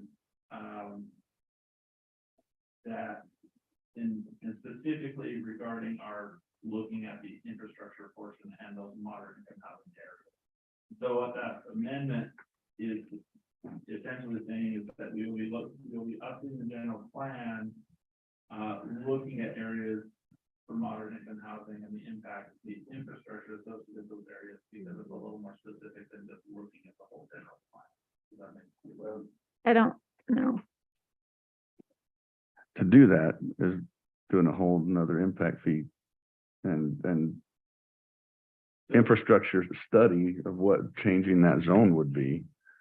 So I Yeah, don't I'm know if confused. Wait, how would we even do that? it'd be what Paper Brandon amendment. does to determine what all the infrastructure based on the zoning. So when we change that zone, he would have to reanalyze all of that. And that's why I say, I don't know that it needs to be in this. It's gonna get done when we do our general plan anyway, correct, Brandon? Yeah, I mean, the general plan gives the guidance for all of the capital facilities plans that I update. So I found the sentence I was looking for. So that strategy does not include specific benchmarks, marks, or timeline of updating capital facilities plan, impact fee facilities plan and general plan. The strategy B implementation plan also does not describe how updating these plans supports specifically the construction of modern housing. And so as we look at the general plan, we need to look at what infrastructure would help support any moderate income housing zones that may have that housing type. So do you think that needs to be stated in that? I do. I just worry that without it and just saying that we're gonna update our general plan, not specifically looking at that item, that they may take it back and say it's not. So that's your call. This is your document to approve. So I think what the state's getting at is, we told them we'd update the general plan. And they said, well, that doesn't actually target moderate income housing. So we wanted to make a statement that when we look at our general plan, we would make the effort to specifically look at moderate income housing as part of it and how the infrastructure needs are affected by moderate income housing. So just stating that we're gonna make that part of the consideration to the general plan, like look at moderate income housing. I think that would be. Yeah, I think it actually works where, because it's not saying we're going to add any more or a certain percentage or any of these kind of details on it. It does just say that we will look at it, at how it would affect with it. So, I think we're good to that. yeah. I think I'm good. I just want to state again for the record that for us to have a moderate income plan and state that the city is going to say we have areas of the city where the maximum purchase price is $188,000 is ridiculous. Because we have this much control over that. That's for How the record. much control is that, Angie? This, Is that this that much. a It's a zero? zero. It's a zero. Thank you. So my concerns and comments on it, you probably understand their letter better than I do. When I saw the letter first come back rejecting ours, I got the impression that just saying we're gonna look at it wasn't gonna be enough. And that sounds like we're now saying is we're just gonna look at it. we're gonna look harder? So how, yeah, exactly. So how confident are we that they're going to accept this? Because we have less than 2 weeks to submit it, or we're deficient. yeah, so by adding that language shows that we're specifically looking at areas where moderate income housing may go in and what infrastructure impacts are going to be needed to be adjusted in our future ISFP, CSP plans that are coming. The meat of this is a benchmark benchmark for the state to hold us to. The meat is actually gonna be in our reporting every year on what actions we've taken to meet that benchmark.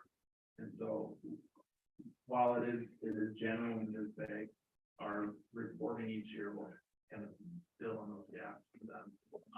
I also feel comfortable because all of the other items that we submitted, were also fairly general and vague, and they accepted those. They just needed more meat on the infrastructure portion. And when I spoke to Department of Workforce Services, and I told them this is our intended course of action, and she said that they felt comfortable with that direction.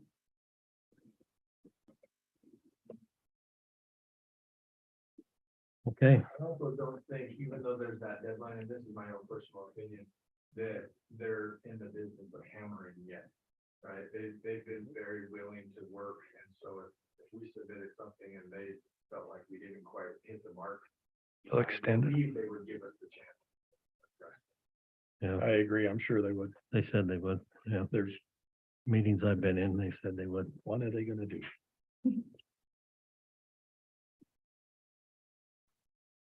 Okay, would someone like to make a motion?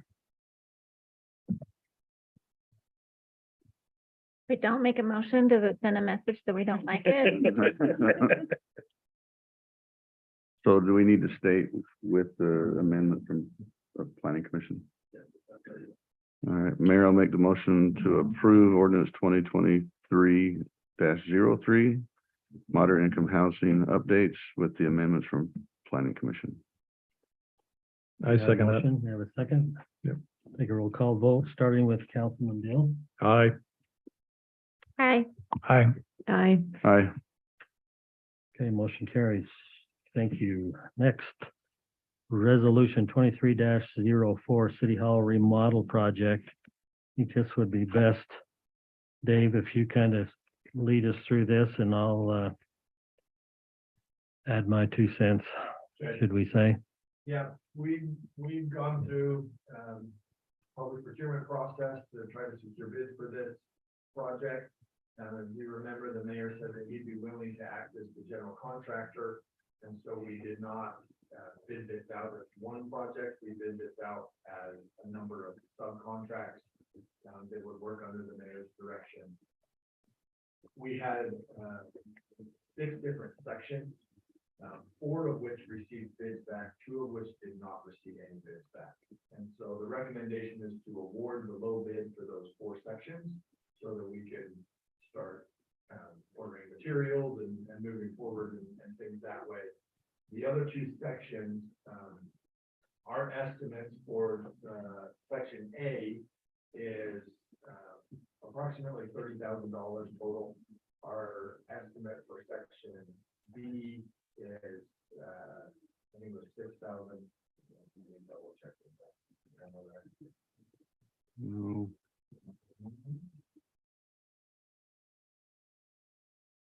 Section A, we estimated 28,000, and section C, we estimated 5,000. So because we didn't receive a bid for that, there's a couple different ways we can go about it. For the plumbing section, that would land under our small purchase procurement section. It's not over the $10,000, but it's also, and so it wouldn't require city council approval at that point. But we would have to go out and prove good value by getting multiple quotes. And so, we've already started that process to make some phone calls to some of the commercial hauling companies that we know are local or nearby. We tried to approach state contracts to get information from them as well for comparison sake. For the section A, it's a bigger portion, so it's a little bit different. But there's a lot of that was simply material rather than labor. And so, talking with the mayor, we feel like, just like any other time the city has to go out and purchase materials or equipment that then city staff uses. For example, the doors, we could make a direct order on the doors and then have those come, and we can utilize some city staff time, whether that's public works or whether that's city hall staff, to we can pull molding off of the wall and, you know, the shed rails and things like that to try to reduce some of those costs. And get some of that done since there wasn't a bidder. So there are some ways that we think that we could go about that. And maybe order directly rather than go through a contractor or something. That's the general thinking at this point for section A and C. Well, wording the So the 5,000 on the plumbing, we've got 2 bids so far, and they're both, one of them is a little over the 5, but the other one is a fair amount under. So we double check with them, make sure realize the scope of the project, and so I think we can get that right there for that amount. On the other one, I think it's the best way to do it. I think if we went out and tried to find a contractor that'll come in and bid A, is it the A? I think it's the A. I don't know if we're gonna find one. We haven't had anyone so far. So we felt the best way then would be to approach it like David had mentioned. And we could use Public Works to take the moldings off the wall, to pull this Guys, dais out and take the landing, the raised landing out, can I help? and those items like that. We could order the doors, and that's probably the most technical part, and I've already offered to come in and hang the doors at no cost. So I think that would be the way to do it, to where we could save a fair amount more money on this project that we are already over what we've budgeted for. So that's kind of the direction that we're looking at from you guys on. part of the item, as was brought up during our discussion, we've got a budget right now of $100,000. We've broken out what we think would be a fair amount to have as a project budget that would use an additional $60,000 to just make sure that we have some contingency and other things based on the bids that have come back and the estimates that there would need work to be done. So as part of this item, we would like a budget established, whether that is fund balance or whether that's ARPA money. We do need to be able to say, yes, we plan on spending that money on this project. So which new exterior window are we looking at? 2 in this room over here, On the west. on the wall, far west side. 2 exterior windows there, so that like. it Just in comes front into of Dominic's and Shaylee's desk, correct? And it says Lots of that natural sunlight.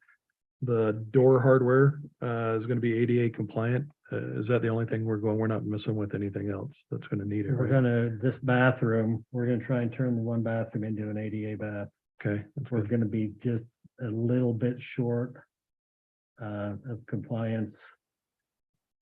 Just a few inches, but we figured we'd still go ahead Yeah. and do it. So Yeah. we'd make that door larger. We'd change the countertop in there and make it ADA. As close as we can come.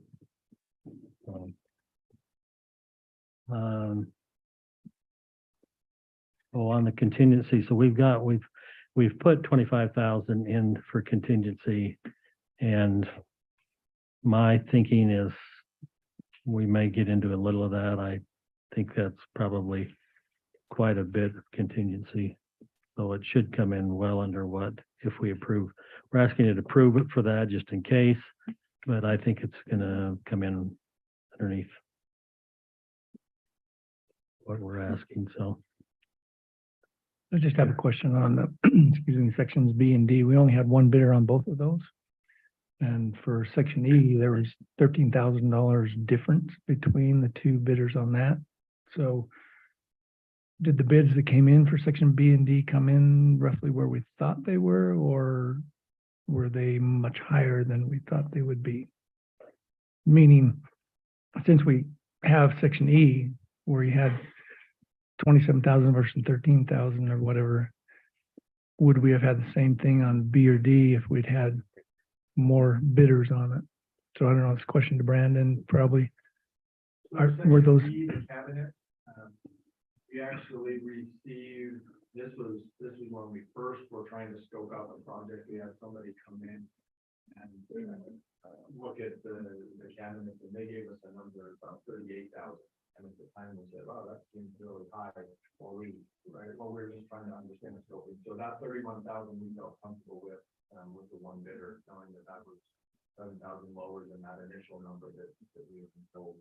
Other one, section the painting? D, Same on that. So we felt like that was Yeah, we reasonable, took the same bid. The same earlier quote. original, earlier quote, we took the quote out of that for painting. And this was substantially lower. Thank you. Just wanted to make sure. And that's total painting, not just the paint itself, right? No, it's everything, includes Okay. everything. And as far as the procurement process, right, the two main goals of public procurement, it's different than, how you call people for your own projects at home, is that we have to ensure that there's a fair chance for everybody, right, that we're not just going to certain individuals or certain companies, which we went through the whole big bid process, and the mayor, was beating down the door to try to get companies, and I feel like we went through that step by step, exactly how you're supposed to.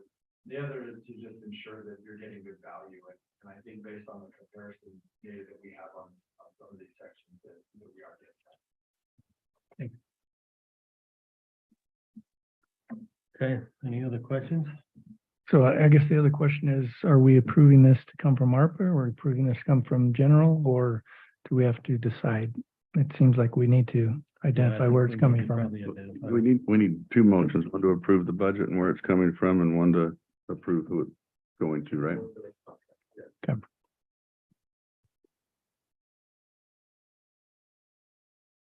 Well, I just want to throw in here, and I know I'm being super stingy, but is there a reason why we went from 100 thou to 160 thou? What was it that we were missing on our first initial? And I know it was just a guesstimate, but This first started out as simply carpet and paint. Yep. So then as we got into that, and said, if we're gonna do carpet and paint, then we're gonna be having employees, in different, right, we have to pull them out of offices and things like that, and that's triggered a conversation of what can we do with this building for a long-term conversation, and we need to change the form and function or flow, which is why, front desk staff is now here, and we figured out some of those things. and I think you've done a great job of that, literally. Essentially, So, from when we initially started with an estimate for just carpet. yeah. And a big change. Yeah. When you go from paint to carpet, and we're, now doing all cabinets, all top, Yeah. adding the conference room, the wet bar, and redoing the bathroom. I mean, and changing all of the lights except these in here. Mhm. It's a big change. Oh, yeah.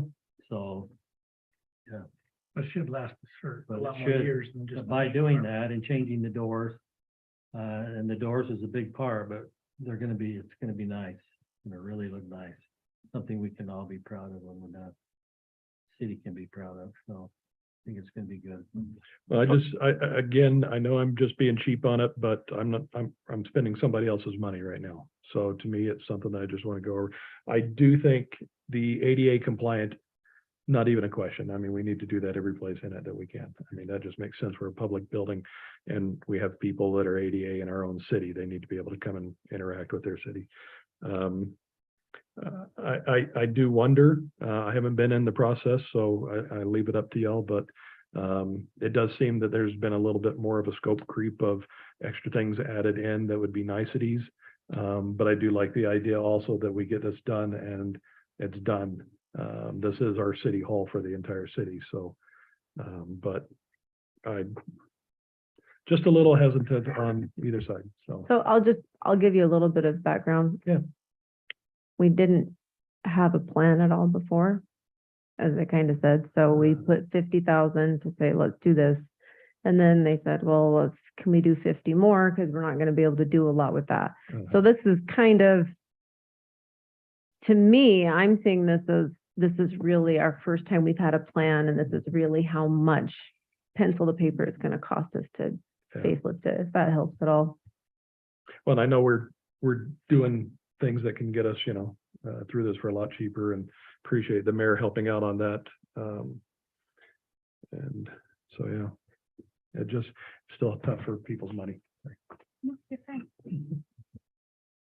Is the dais still gonna be curved with this? It's gonna be, it won't be a It'll just steady be straight? curve. No, it's gonna be an 11-degree angle, so it's gonna come in and then across. So it's gonna be kind So of, can I still glare at Blair? I hope so. still gonna be on the 11th. Okay, It's gonna be on an angle, but okay. it gonna won't be curved. It'll be, angle. But it's gonna be an angle back. No, so it'll be angled the same way it is now. Look at me then. Oh, the same way, okay. Same angle as now. And, We're gonna and pull does, it back. We'll pull it back a few feet to give us a little more room out here.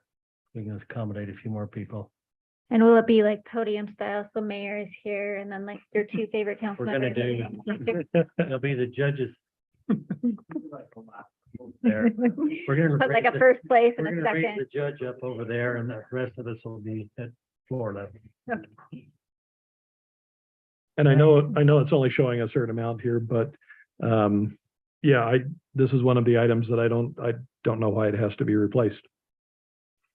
I mean, I can still see Blair and he can still glare, and so. Well, it will be nice to be able to scoot us back because we have had moments, and especially now Yeah. that we don't have that side of the room, I do feel that is something that, And we're out of compliance with the judge right now. Are we? and Blair, Well, no, I should state that.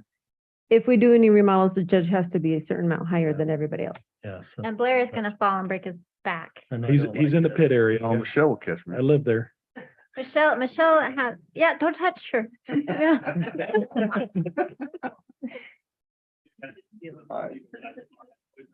All line behind there because of that, so it's a liability.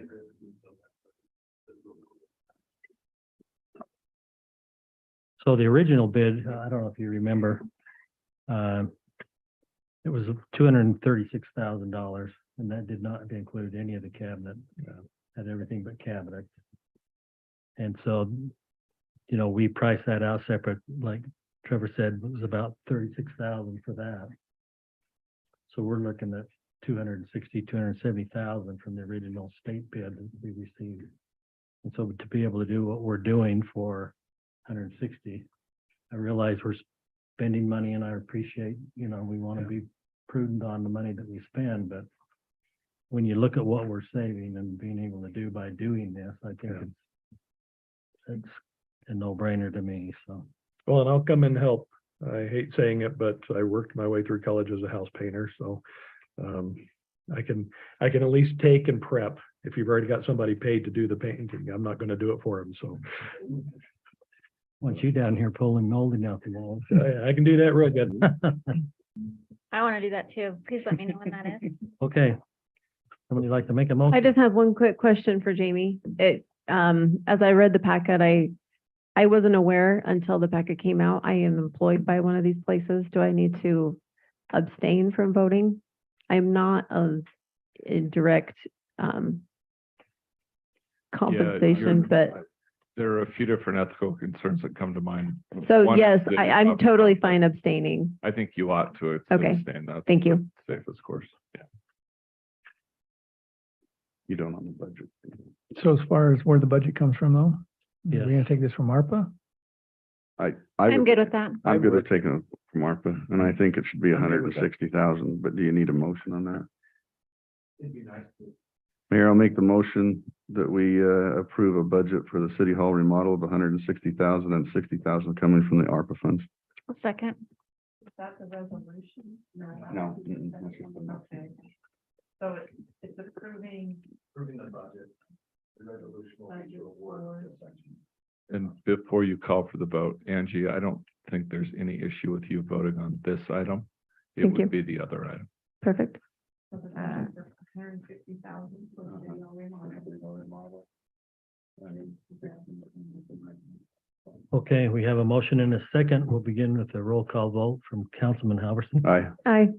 Aye. So it's not coming out of taxes, it's coming out of ARPA. Which were your Just taxes? But, no. But it's gonna get spent either way. Yeah. Okay, I honestly gotta say no, I'm sorry. I mean, it doesn't really matter on it, but, it's just, I think we're spending too much on it right now. Still, so. okay.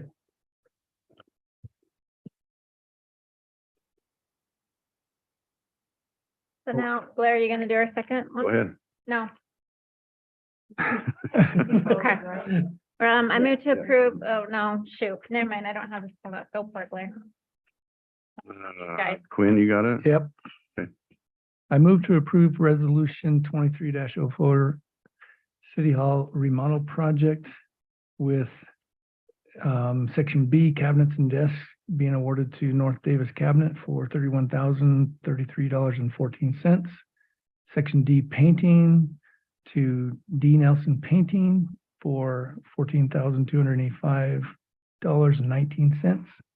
Section E, electrical to Chambers Electric Incorporated for $10,649. Section F, flooring to Weber Paint, Glass and Flooring for $20,604. Okay, we have a motion to, I'll second that. I have a second. Begin with a roll call vote by Councilman Deal. Aye. Aye. Aye. Abstain. Aye. Okay, motion carries. Discussion items. We're gonna discuss the fire truck. Chief? Chief, come on up. Good evening, everybody. You stood up quick after 2 hours of sitting. Thanks for hanging for so long. You must really want this truck. I do. It's been my entire goal since I've been fire chief. Oh, sorry. So I'm gonna give a quick, I didn't include this in the PowerPoint, but initially I wasn't planning on talking about it, but the more I thought about it, the more I think it's important. So you can just leave it there. For those that can't see my funny joke, it's up there too. Is that for Quinn not? Like- Quinn T for But Quinn. the contraction would be Quinn not. I thought about putting it in parentheses, but I decided not to waste any more time on it. Quinn did not. All in Quinn is not. So some quick background, back in 2015, I believe it was April or May of 2015, the fire chief prior to me came to council, informed the council that our Quint that we had at the time no longer held water. Several years prior to that, we had spent $20,000 replacing the rams on it, just to have them not really work anymore. There was a giant money trap. So the fire chief prior to me had the foresight to create a vehicle replacement program with its original intent to buy heavy apparatus. And initially that heavy apparatus was a Quint. So that got approved by council, like I said, April, May 2015. October 2015, I became the interim fire chief. November 2015, I came to council and said, with the current vehicle replacement program, it's going to be a long time before we can afford a Quint. There were a couple of used Quints that were tossed around, but when reaching out to those departments and talking about the issues that they had, I came to council and asked that instead of spending that money on a Quint, we spend that money on an engine, because at the time, current engine 2, then engine 1 was also leaking. It still leaks today. And so we had 2 fire apparatus that didn't want to hold water. And we could have kept going down the route of buying used vehicles and dealing with those issues. But at the time, in discussions with the council, it was decided, let's just buy a brand new engine, not have to worry about leaking tanks, because I don't have to explain to the group why it's important to have water and fire apparatus. It's kind of what we're there for. And so the council agreed in November of 2015 to purchase the new engine. They gave me a ceiling of $500,000 for that purchase. And we came in just under $460,000 for that purchase. With the plan, it also stated in that meeting, moving forward 10 years down the road, we would actually buy a new Quint. And so since, truly since May of 2015, money was being set aside. Some of that money, well, at the time, all of that money was used to purchase the engine. But since that purchase, there's been money being set aside for this purchase. Just that's the history of how we got to this point. We'll now go on to the PowerPoint. And I can't even read that, so that's awesome. You can walk up here. There's a mic up here. All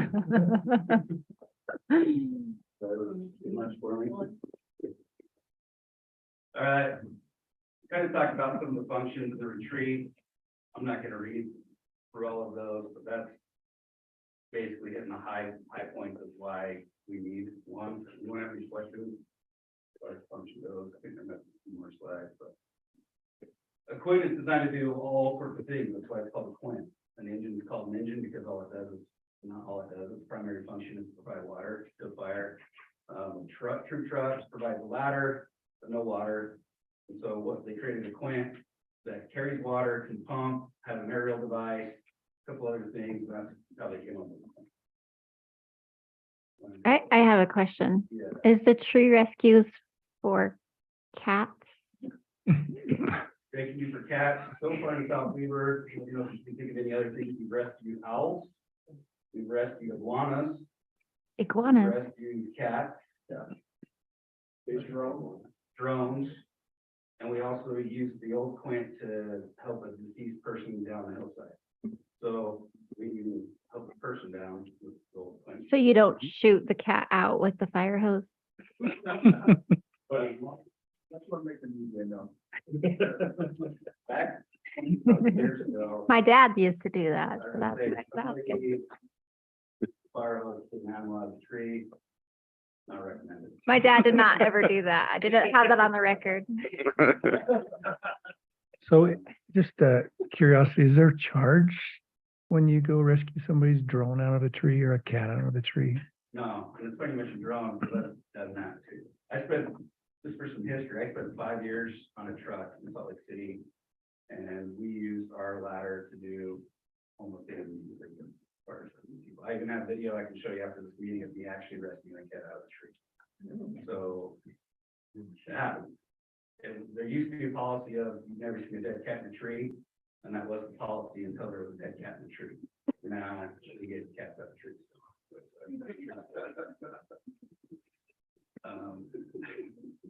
Equip provides greater capabilities with fewer firefighters.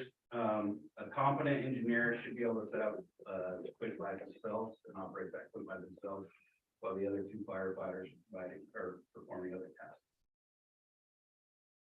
Next, please.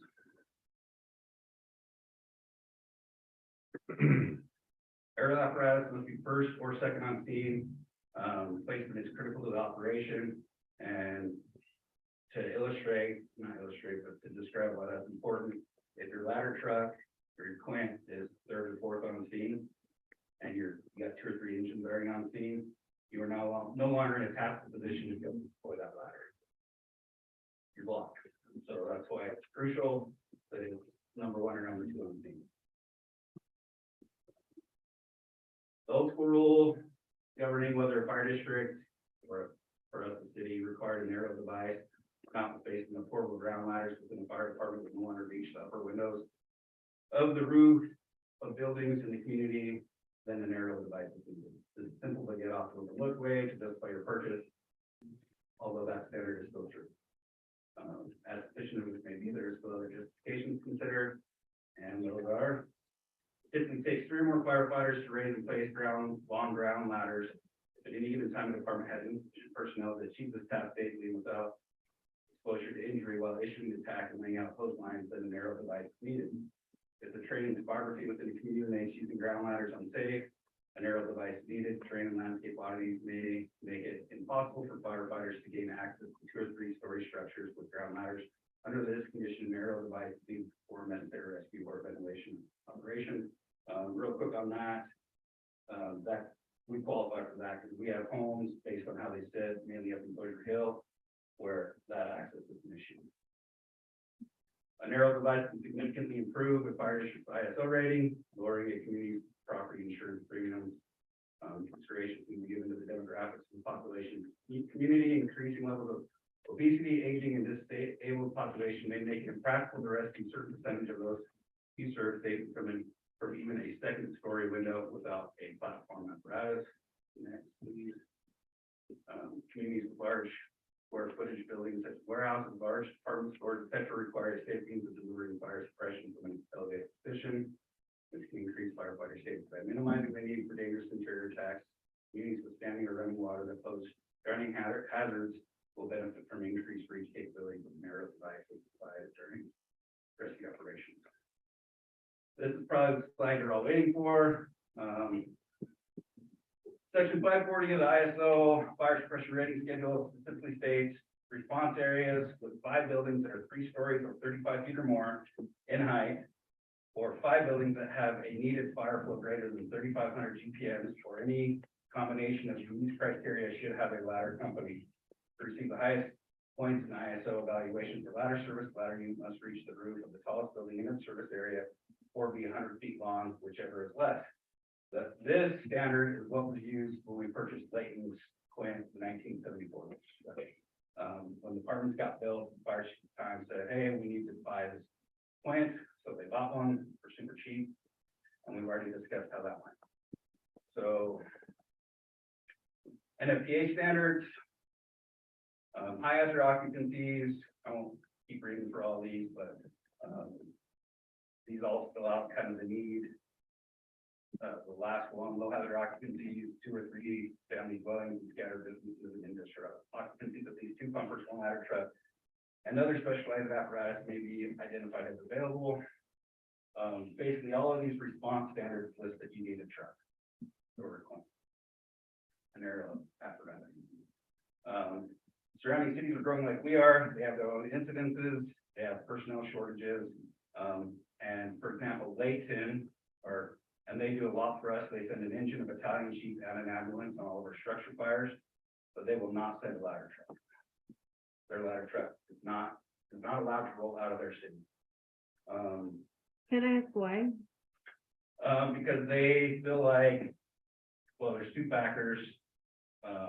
One factor I won't state publicly, but the most important factor is that they're putting all the money into fixing and maintaining it. They want to make sure that it's there and available to serve their citizens. Which I recognize, but then why do we have a mutual aid agreement with them? They're mutually aiding except for exclusively this vehicle. Because they still send us a battalion chief, an engine, and an ambulance, which is two vehicles more than anybody else sends us, and 2 things more than what we send them.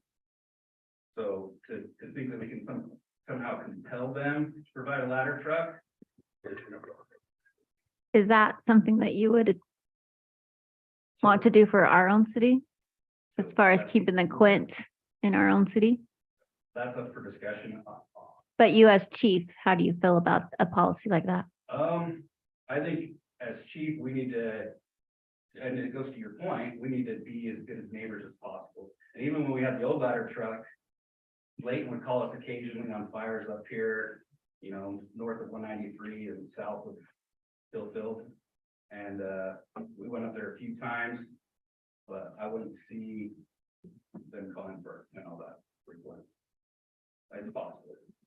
Thank But you. as far as having a hard line and stand like Layton has, I don't know if council's like that to be the direction we take with it. I'd be 100% okay with that. But yeah, until we're approached by anyone wanting us to bring it, it's hard to say, to be honest. But just upon once we get this Quint, that would then move to position for engine 1, correct? Right. Okay. A new Quint, anywhere from 1.2 to 1.6 million. I understand those are great numbers. So we have them use our specifications from current engine 1 and ask for quotes. What it would take for us to get current engine 1 built as is. One company told us 850,000, another company told us $1 million. So if we go back to that real quick, you see that from the lowest for the engine to the lowest of the Quint is $350,000. these videos, if you wanna watch them or not, I can just tell you, all of these show Quint's being used for rescue people in real life scenarios. If you wanna watch them here in council, we can, but it's very late. If you wanna watch them on your own time, I'm 100% okay with that. But all of them, like I said, show real people getting rescued off of Quint in real fire situations. And I think you all know, I try to avoid the whole babies are dying every day and we need all this stuff because we're fire EMS. But honestly, I didn't include these initially, but I decided to go in and do it. That's honestly what we do. What it's there for. So feel free to watch those on your own time unless you guys want to watch them.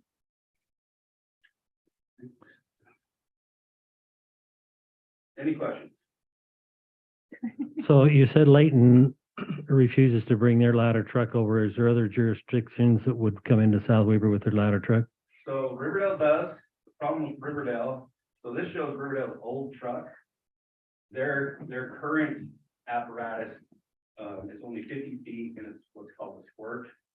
And so it doesn't actually have, it doesn't actually have certified rescue capabilities. It just comes and provides an aerial flow like you're seeing here. The one that we would rely on is Hill Air Force Base, and this isn't to bash Hill Air Force Base. It's, they don't get the same kind of structural firefighting training that we all get outside of a base environment. And also response time based on where their truck is located isn't ideal either. The next closest one to us is South Ogden, and South Ogden also will not bring their aerial apparatus. Did you have something you want to add, Cole? Yeah, just two things. With Hill Air Force Base, for them to go off base is dictated by the commander at the time. So they have, in the past, they have not been able to respond off base as a mutual aid partner. And that is 100% dependent on whoever that is at the time, their wing commander, whatever the heck they call it up there, allowing them to have those mutual aid agreements. So to rely on them specifically for any apparatus is very difficult because it can change in an instant. Going back to the Layton thing, you had asked, would we take ours off into another city? Obviously, I defer to the chief on this, but I think our demographics here is a little different. We staff with 3-handed. They have 4 stations that are 6+ handed.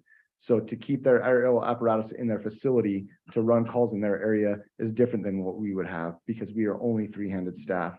So for us to Rochambeau, for the best term there, into a different apparatus to leave that to not be staffed doesn't do us any good, if that makes sense. If we're going outside of our area for a mutual aid, we're taking our staff that we have currently with us. They're going in hopes that we can backfill the station, which we do a pretty good job with people in town. But I think that's a different mindset from most jurisdictions that have multiple stations that have staff staying.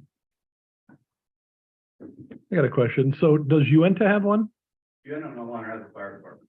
Who does theirs? South Ogden? We require. Oh, okay. And they do not. So all of the buildings, that whole big construction area up at the front there, if they've got fire there, they're not going to be able to handle it. Wildfire, Is it? Weaver County wildfire. now. Okay. Yeah. As far as you're asking what truck covers that area, I don't know exactly. If I had to speculate, I would say South Ogden 81, which is right there on 40th. Basically. But you said in here that warehouses, large square foot warehouses and stuff, which I am sure that would qualify for, would need one of these, right? Is there any, Right. is it possible to see if Uinta wants to join in on this? Or, that's true. So it's just, yeah. Okay. Do you think the reason some of these jurisdictions don't want to bring their ladder trucks into other cities is because of the maneuverability of them? They're so long and awkward that they. I don't think so, because every surrounding community we have is dealing with residential, just like we are. And there, it used to be, even at 75-foot sticks, back, I don't know, 10, 15 years ago, you're mostly getting dual axles on the rear.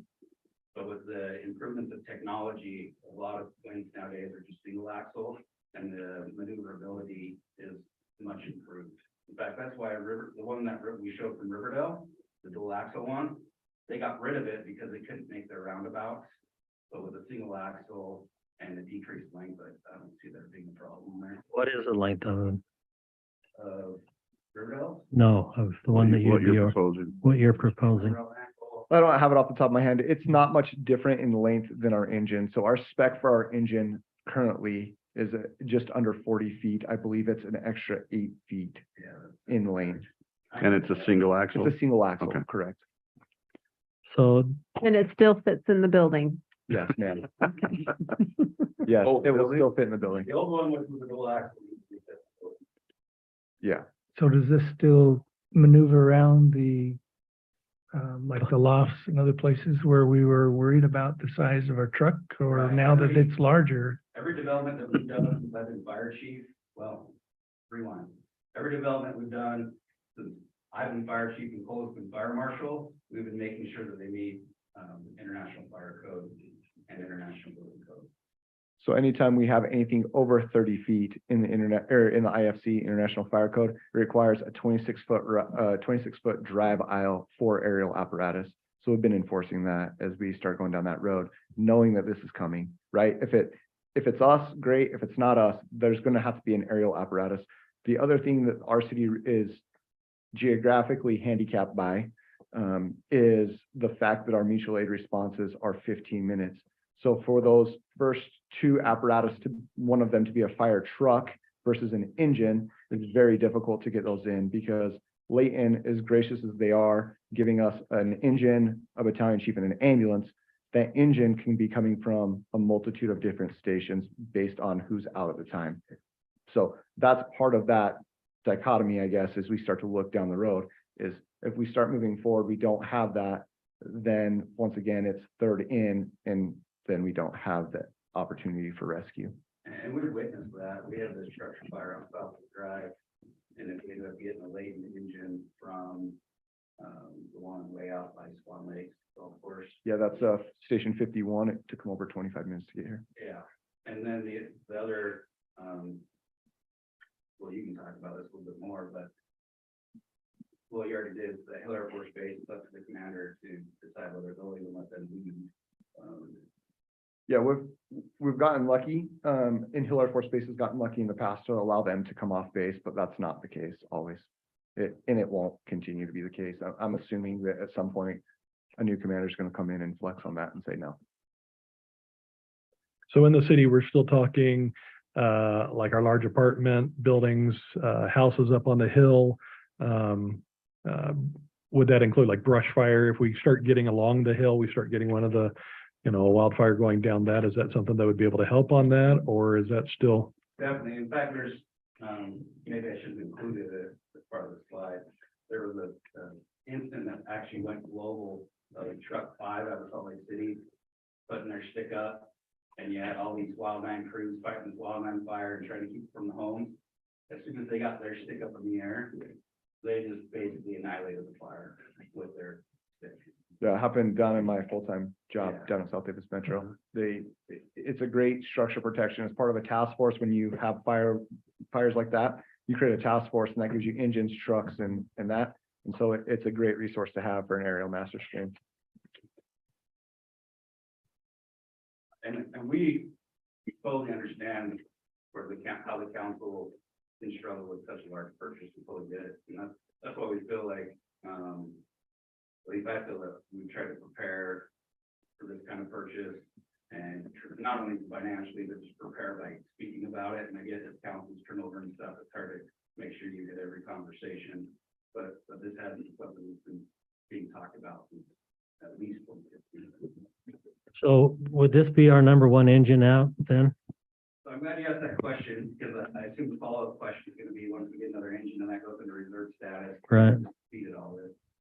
We would run a model similar to how Arlington runs, where we give dispatch specific addresses, and our crew would then have to jump staff from the engine to the plant, so that the apartment complex address comes in, sure still, any of the schools, any of our commercial buildings, our crews would not jump on the new engine one, 15 years from now, they would jump staff over when Cole and I both worked for Farmington, and it sounds super convoluted, but it actually, I thought it worked well. Yeah, It's not ideal, but it's just a dispatch. So we just give them what areas.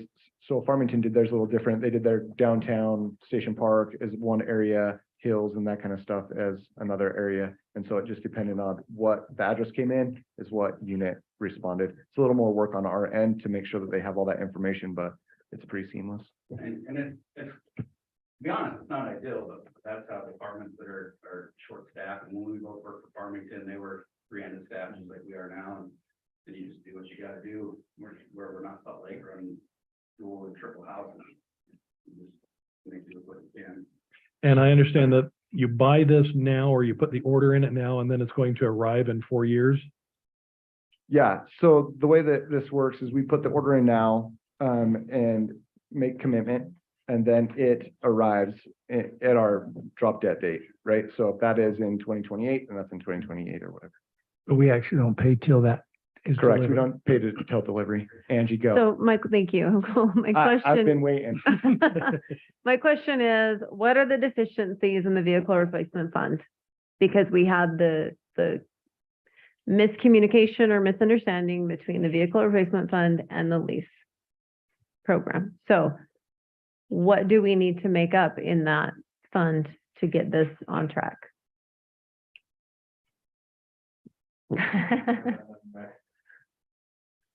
Yeah.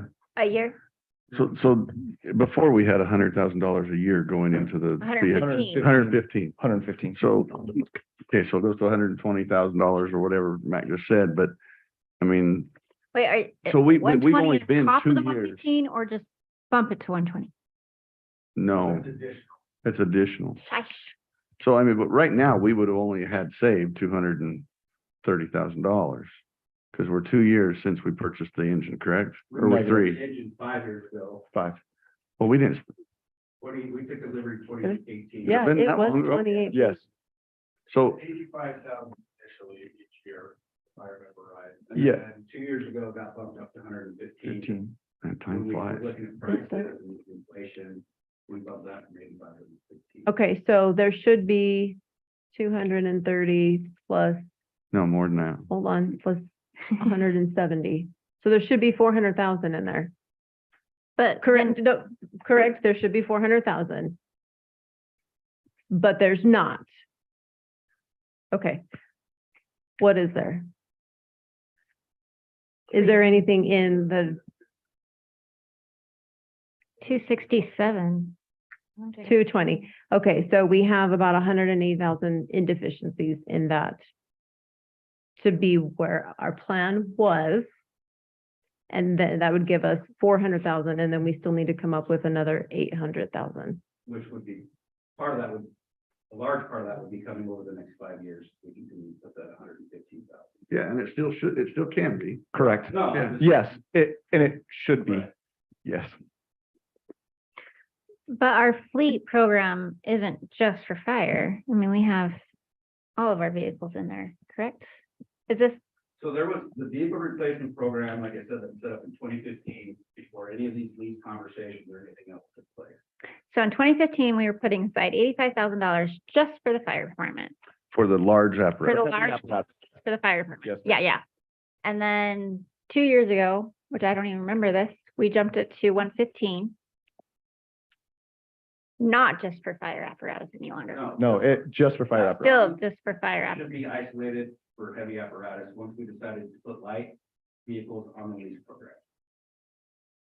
There should have been a clear delineation between. But there was not. And the problem is, and I reviewed the budget and didn't catch it, so I'll, whatever. There was not an added line item for the lease program put into the public safety and the fire department budget. But we still did that. So whether right or wrong, we're short 200 and whatever $1,000. I mean, we can all point fingers, but every single person that's talking. I'm right not now- trying to point fingers. I'm No, just no, trying to I'm just talking, Derek, me, everybody, Mac. Me too. We all reviewed those. We didn't realize there wasn't a lease line item, or we were taking the wrong budget to use to pay that lease. So that's neither here nor there. We're short that money. So I'll take as much blame as the next guy. Okay, so now you're saying we need to put another 120 on top of our 115 to catch us up by 2028 to get this quint.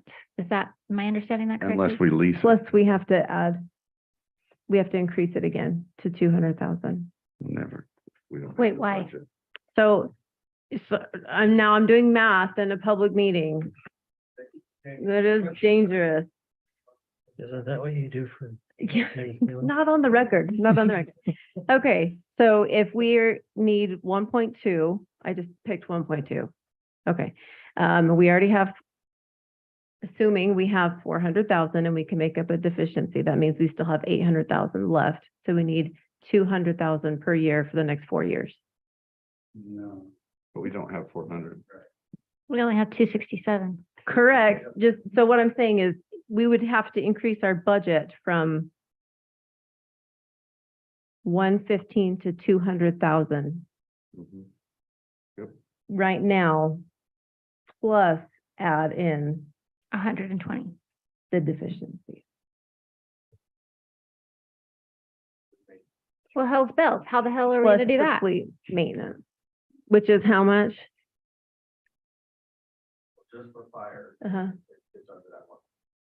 But what about the rest of the fleet maintenance? How much is that per year expected to be?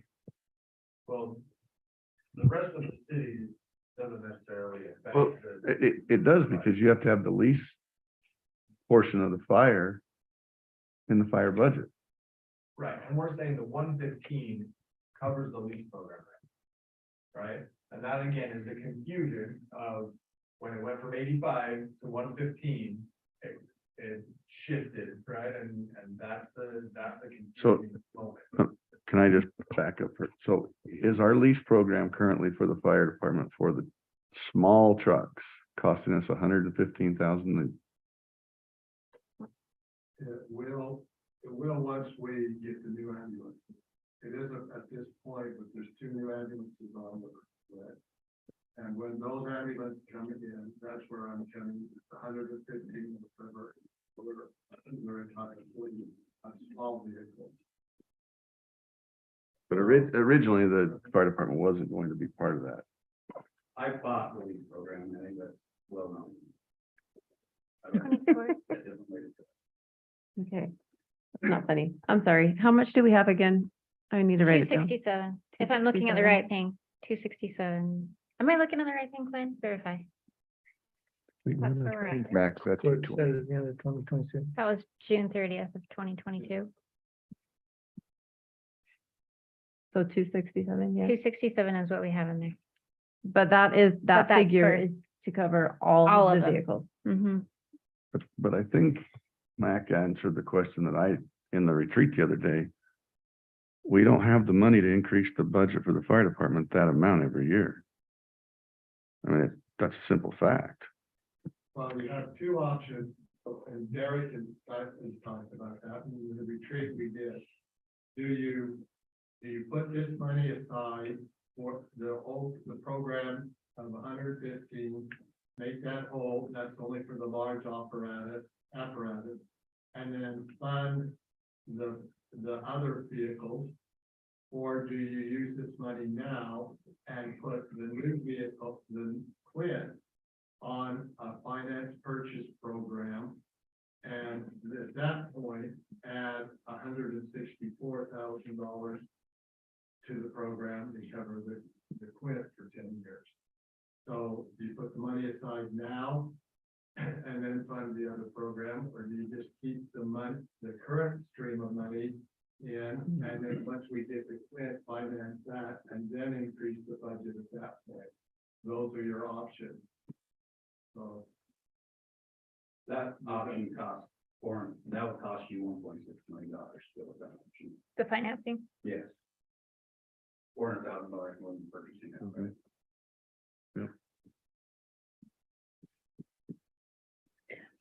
I'm not saying that I'm interested in this option, but just to clarify, we could potentially use ARPA funds to dump into this fund, correct? Yeah. One thing to keep in mind, with all of the fleet rotation, right? and the lease program is that we're at the very beginning of this, right? Where we're now leasing the vehicles. When they get to it's no longer about useful life, it's about maximum value and reselling them, right? Turning them over at a certain time between, 2 and 5 years, depending on, when it has maximum value. And then there is cash that comes in for the lease program, right? Because you're turning over a vehicle. The idea is that you are now budgeting a certain amount every year, but every few years, there's an influx of money when you're reselling it essentially and getting that value. So far, we haven't hit that cycle, right? We're not having any of that turnover yet in vehicles because we're in the first year. The large apparatus, though, is a separate and distinct conversation when you're just purchasing it outright, right? The save up and then purchase it all model, which was what the fire department thought was happening, versus the lease model, which I say lease, but really it is a finance purchase, a loan model, that when you get it, then you would pay off that loan over 10 years, right? Those are the two differences or the extremes there. And as Derek is saying, if you finance it and then you have interest on top of it, then that's where you get the additional premium, right? That you're paying for the finance of it.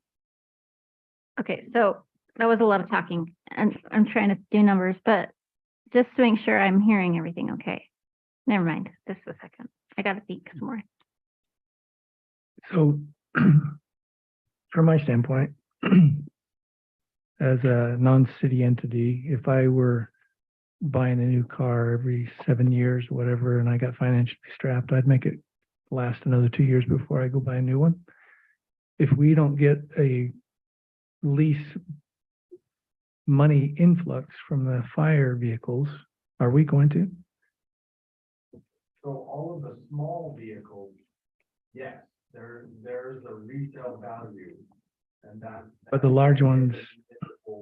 Right, Right. that's why we shifted everything over to that, is for that resale value after a few years, then that can then finance it moving forward. You're not putting new money into the. This is for all the fire vehicles as well. That's for anything small. all the Okay. all the small apparatus. But the large ones that we're talking about, the engine, the quints, There's no. real resale value Right. after a 10 or 20-year life of the vehicle. So I guess my question comment is, we're talking 10 years and 20 years. So we get it, we rotate it out 10 years, get a new one, and then it's back up for 10 years. So you got a 20-year cycle. It would save us money if we bump that to every 12 years, right? Wouldn't that save us money? It will, but that's regulated. You're supposed to have your frontline apparatus 10 years, and no fire apparatus is supposed to go more than 20 years. So it's, I mean, and it's not like, we had a 1974 plant that operated 5 years ago. So it's not like someone's gonna come and arrest us and take us to prison if we do that. That's just standards. We did a presentation on this back in 2015, this exact same question about trying to prolong the apparatus that we have to get more bang for our buck, right?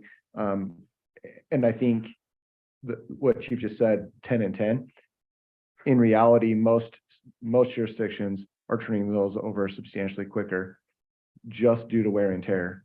They're tearing engines up, right? I've worked for a few different agencies, 5 other agencies, and they're turning those apparatus over quicker, but it's not due to 10 and 10, it's due to this apparatus is falling apart because we run it into the ground. And so we took a different approach of, hey, 10 years frontline, 10 years backline in reserve status, so that we can prolong that, so that we can allow this fund to build, so that we can outright purchase and do it the right way. And so that's kind of the hard part with the funding, right? And as the prices start to go up, that's why I'm assuming Chief came back to the city council for 115 versus 85, because ladder trucks went from $800,000 to 1.2 to 1.6 million. But I don't see South Weber wearing these things out that quickly. I mean, I'm just, So, yeah, yeah, so so, on a 10-year resale, when we sell that second out apparatus, we're gonna get more on resale because our 10-year apparatus looks like a 4-year apparatus. mhm. So engine one, our current engine one right now, will be 10 years old when we replace it with another engine, we're gonna get resale on that. Our current 1995 that is leaking. 20 years. Oh, sorry, did I say 10? Yeah. Sorry, 20 years. Yeah, Angie, I'm sorry, I didn't mean to give you a heart attack. 20-year total, we're gonna get more bang for our buck out of that, because you're right, it hasn't been like most full-time departments. Okay, so, and remember, I love you guys, but my whole fire experience is like watching Chicago 911 or Yeah, that's something, bad. so. Yeah, um, don't compare us to that. So why does South Weber need an engine and a Quint? If the Quint can do everything, can we just get the Quint, sell the engine? No, we want to keep it because we still need a backup apparatus. So when we hit another deer on 84 and the engine's in the shop for 2 months, like we've already experienced, we're running out of our 1994 engine. And so there's multiple reasons to do that. Chief, do you want to come back over here on the mic? Come back. Sorry. Hoping I was talking loud enough. But don't we have a backup right now? Right, the 1990. That's what he's saying. For we need a engine. backup. Right, but we could keep that one, get rid of engine number one, get the Quint. You hush up. And we're at, next year will be 30 years. Next year will be 30 years on that engine. There are departments that only do Quints and they just rotate their Quints, frontline, backline, frontline, backline, frontline, backline. The reason we even the reason we even suggested making engine purchases every other year is so we're getting that savings every 20 years. And I know that seems like a long window, but the savings you get, that 350,000 where we're at now, is purely just for cost savings. Ideally, it would just be Quint because of the multifunctionality, but the engine purchase is purely economics. Well, and unfortunately, that's what we're dealing with here at the city. Right. I mean, because, if I had my choice, I'd give you a Quint. I'd give you a Quint. I'd give everyone a Quint. But Not Quinn. He doesn't want a Quinn. yeah, he doesn't want a Quint. Quinn He not. just wants a Quint. But coming up with the money for that quick of a time, because we'd have 4 years to have all of this all ready to be paid for when it comes off the rack. 5.5. 5.5. Okay, it helps a little, but yeah, it's just, I just don't know how much of it the city has. Well, again, And that's why we were planning for it. yeah, Can I ask, sorry. I've got a what if question. Maybe you can't answer this, but I'm gonna throw it out there. So if we have real good intentions and we want this and we order it and we put nothing down and our economy totally tanks Oh, please bless. and we can't take that in 4 years or 5.5 years, what's gonna happen to the city? Are we gonna be held accountable for that? Honestly, I don't know what the penalty would be. I'd be Is there gonna be a speaking out penalty when I that we even have to pay? Speculate. Fine print on that. I guarantee you. And I'm happy to get that answer for you. The only reason, there's 2 reasons we're on a condensed timeline, right? And I explained part of this in the retreat is the 3 to 4 year build time, depending on who we go with. And then also prices go up March 1st. And so the Rosenbauer goes up 5% March 1st. Okay. Does that even give you enough time to get it priced out and spec'd out and everything, even if we said yes tonight? So it would be exactly like when we did the engine. Which we can't say yes tonight because of the discussion. I understand that. Right. The way we did the engine is the council gave me a ceiling, right? Hey, you can make this purchase, but you can't go over $500,000. I then now have the freedom and ability to let the company know, whatever company we decide to go with, hey, this has been approved. And then we sign a contract saying, hey, this is kind of where we're at. And then we adjust accordingly. And so there's still, even if we sign saying, yeah, we're going to purchase, there's still plenty of time to bring whatever costs down through manipulating the build, just like we did with engine 1. We did this exact thing with engine 1. Yeah.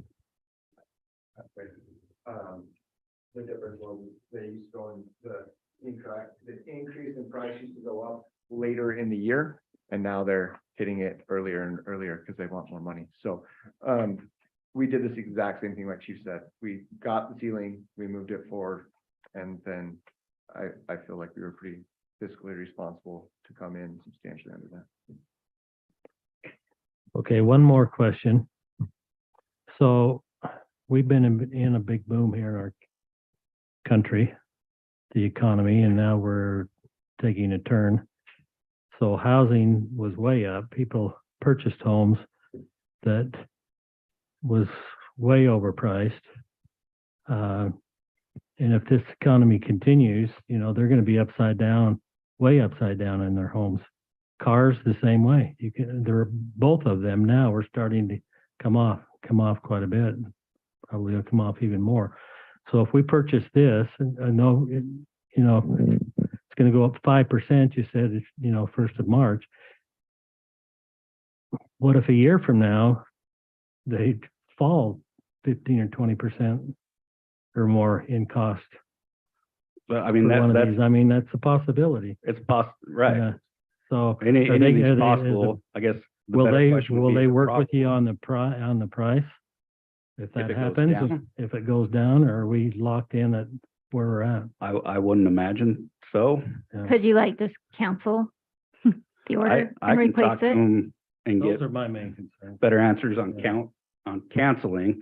I think, I know you weren't specifically asking about like resale and everything, but 20 years gives you a long time to absorb up and downs. And really by the end of the lifespan anyways, we're not talking about some giant financial windfall. But as far as predicting whether costs are going to go up or down, your guess is as good as mine. Fair. Can I just finish? I can possibly answer a portion of your question. State purchasing law says that all contracts have to have what could be called a hold harmless clause, that if a city council does not fund a payment on any contract, they cannot hold that government entity liable for penalty. It's an interesting thing with the purchasing and all contracts you're supposed to have in the state, that if an entity, very seldom is it used, but if an entity votes not to fund the payment, continuing payment on the contract, that the contract can be terminated without penalty. That's just part of the state purchasing law in the state of Utah. Good to know. Wait, it can be researched more, but that's my general understanding of the put in the contract. My only concern there, Then you're out of it. Then you. well, I mean, that's obviously the biggest part of it, but the other thing to consider is there are truly only two primary companies in the state of Utah that we can purchase from and have them serviced here in the same state. We could buy a Seagrave, but then we have to drive it to the East Coast to get serviced or the West Coast to get serviced. Making one of those two upset, especially the cheaper of the two options, I would counsel against that. Not that that's my opinion or my say, but just something to consider. Okay, so real quick, Mac, if we add the 120 on top of the 115, does that cover, what did you guys call it, the light and then the heavy, or what did you call it? Heavy apparatus and their light vehicles? Or just the heavy apparatus? Another little caveat to that, it depends on the program that we're going to do on our thing. If, and the chief and I've had this discussion, whether the vehicles on the purchase goals that we're using on the lease program are held 5 years and then back up for 5 years, which was the original plan on these purchases. Then, but we finance them, and then that's 120. If we rotate all vehicles out we currently have, so 2 ambulances that's rotated out every 5 years, 2 brush trucks out every 5 years, 2 mini trucks every 5 years, it's more expensive than that. By how much? Do we know? About 40,000 more a year. So it just depends on working out the mechanics of what is the program that best suits the fire department for how long they keep the vehicles and the main difference between this and the other vehicles on the lease is with all vehicles are rotated out at 5 years, and if you're down one, you don't have, for example, if the truck in Public Works is out, they don't have a backup. Nothing they do, which is not an option for the fire department. Okay. What were you gonna say? Go ahead. No, I want to hear your question.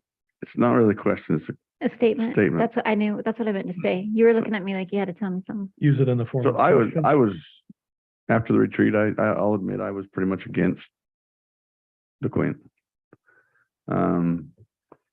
But what's changed my mind, if a new engine costs 800, 900,000, and getting a Quint's $1.2 million, let's say we cap them at $1.2 million. I don't know what that cap is, but I think it is worth getting. I mean, I was thinking we were going from 500,000 to $1.2 million in my mind. Yeah, so was I. So was I. And so that was way too big of a jump for me. And so my opinion is, and in 5 years, our engine one is now 10 years old. We need to be purchasing something. Yeah. So it's either going to be an engine So, for $1 million roughly, or a Quint Or- for $1.2 million or $3 million. So I think we should say, yes, we gotta make to purchase this. But I think it's up to either the Public Safety Committee, MAC, someone to come back with a proposal how we're gonna fund it. Because we're bouncing ideas and numbers off of everybody that we're not able to put all our heads wrapped around or do math. I won't even attempt to do math in Well, public, chicken. so, because I'm way too chicken. There are different ways of structuring this. I think, but I agree with what you're saying. The biggest question is, do we get the Quint? And there's not a lot of difference between an engine and a Quint, but we do need to get a new vehicle at the time. The financing of it, whether it's a lease purchase, whether we put the money aside and so forth, how we do finance it, we can work out different options through the Public Safety Committee. And present those and work that out. I think that's the thing we want to do. The decision is, do you feel that the chief is presented? Do we need the Quint? That's your decision, but we'll work out how we finance it. After. let's do that. I don't want to. Let's not. I think we all The agree. only reason I don't want to is because I really want to be, like, I'm frustrated and I want to be part of this conversation, just like other committee members. Others that are not on committees that I'm on don't hear the What whole. feedback do you want to give? Or I what do you want to know exactly how much it's costing us Well, we from would- that 115,000 for the other vehicles. And I agree. I So just that's- don't know that we can hammer that out right here. But And is I that think a it all simple needs to be, answer? I don't know. I don't think so. I feel like It has to, take time. the committee can come down and, Yeah, I and think come we with need to all get those numbers. and then- When we come to council, you'll have all that information, I feel like, but I don't know that we can knock it out. Right. I need here. to be my alternate and take my place. Andy, I think No. you're asking a question that I've been asking too. And we've had this conversation with staff, is that I think we're all saying, let's see this lease program in front of us, not just the dollar right now, but show us the timeline of when something's gonna be replaced with the replacement value and see what kind of other money is there. What is the cost of this lease program for fire, and what are we getting for the money that we're already spending to show that visually? Keep in mind, you have till March 1st, or it's gonna cost us an extra 40 grand. Well, What I Is that right? is order the Quint before that, and then we'll work on the Hammer we'll work on everything the financing part through the public safety to answer that question. you're, 'Cause there's to no give them way a to- ceiling of 1.2? We would I have, Is that mean, what what you are, would what are need? we doing? I mean, I don't know. I mean, we can't, that's not even a motion. We can't even make a motion on it. well, how else do we do it? We need it, we just need, right, I mean, it's kind of the chicken and the egg, like a ceiling's great, because then I can start working on the actual. But we specs can't and do get a the specs ceiling down. without a motion, and we can't do a motion without an agenda. You can give direction on that if you want. But on the 28th, we could bring that back on the 28th. Obviously, conversation would take place before that as far as the establishing the order and whatnot. But we can bring it The back. 28th is the last day of February. You got one day. Hence why I probably seem super urgent in the retreat, and I probably seem super urgent now, is that's where we're at. And I, Did I So, totally let me ask you, Angie, let me just ask you this, and I know you're not happy with me, so, I know. I'm not happy. So if we weren't would you rather be in 5 years buying an engine? Because that's how long it took us No, to get I the engine. totally agree with the justification from the engine to the Quint. I get that because it's stupid where the difference is only a couple $100,000. I'm on board for the Quint. Okay. I'm not on board for the Quint. I just have a really, really hard time saying, please order this and the money will come somewhere.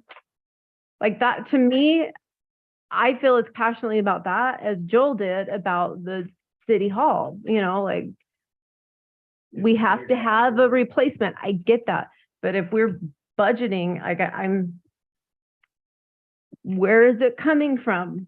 And so for me to say, give direction to staff to order it, okay, I get that. We saved 40,000, but if this is 40,000 of pretend money anyways, why? Like, what are we doing? You know what I mean? Because it is right now. So, but here, I'm just gonna play the other side. Please do. We're either going to have to lease it, whether this be an engine or a Quint, we would be leasing it, or we're gonna figure out how to find the money to save up and pay for it. Those are our two options, and that's what's gotta come back as a recommendation from MAC, the committee, wherever you want that recommendation to come from. You're gonna do one of those two things, and those are our options. Or we say, we're gonna tough it out and not order either one, because in 5 years, if we're saying we need to have another one, we gotta order one or the other. Yeah, I see what you're saying. So are you still opposed to saying, go ahead and order it? I mean, we're spending fake money now. So, We're not spending any money now. but we You're are. committing yourself. Yes, we're committing that We money. we commit ourselves to spending money in this city every day. Yeah, but usually we haven't. No, Well, you don't. You still have to collect it. What are we budgeting? every year we never know what Property our taxes property and taxes sales are gonna taxes. be. Every year It's we all a do. guess. So what if we were to do this potentially? We verbally give a ceiling to chief, who does work now till the 28th. And so when on the 28th, we have a motion, you just push a button at 11 PM on the February 28th. And I'm sure there could be conversation with them that you have to wait for a city council and that you'll get back to them. They'll- Probably not. No. I think. Oh, They don't care. Yeah, they do. They don't Yeah, they care. do. They'd rather charge 40 extra grand, Heck, yeah, they would. because they know you need it. They know you need it and they know that somebody's gonna place the order anyway. I'd be happy to have representatives from both companies come Don't do that. talk on that. Okay, so two options I see. Number one, we verify whether it's the state or whether it's through the contract that we do have an out if we cannot do it. And if we do have an out, then that gives us a lot more confidence in being able to just say, okay, you go on and order it, we'll figure it out. And I would guess that if we did have it and we said, hey, listen, we're gonna be another year before we can pay it off, they're not gonna throw us to the back of the line. So I think we have a little bit of flexibility once we get into that, go on and order it, as long as we're buying it. The other option, which I don't think anyone here really likes, is we also have the 14th, the 21st, that we could do another meeting. I can't do it that night. 22nd. Councils don't have to be on Tuesday. Okay. I'm just saying, we could do a quick meeting that this is the only thing that's on it. That way we could have time to get some information, some dollars, and get everything all figured out, ironed out, so that we can give them time to order it. Thank you very much. Are you here all night? Try to do.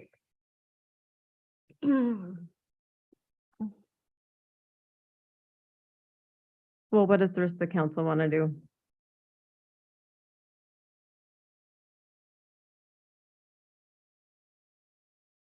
So when you say in your thing, it's increasing March first. The 28th is too late. Hi. I was told they need to know before March first. Oh, geez. That's just, I would love to tell you something else, but I'm not putting words in their mouth. That's what they said, but it's just silly. I mean, First, the price would actually go up. It wouldn't be the second, it would be the first. So even in the business on the February 28th, it's gonna be too late. watch it, Dave. That's the way they hold to it.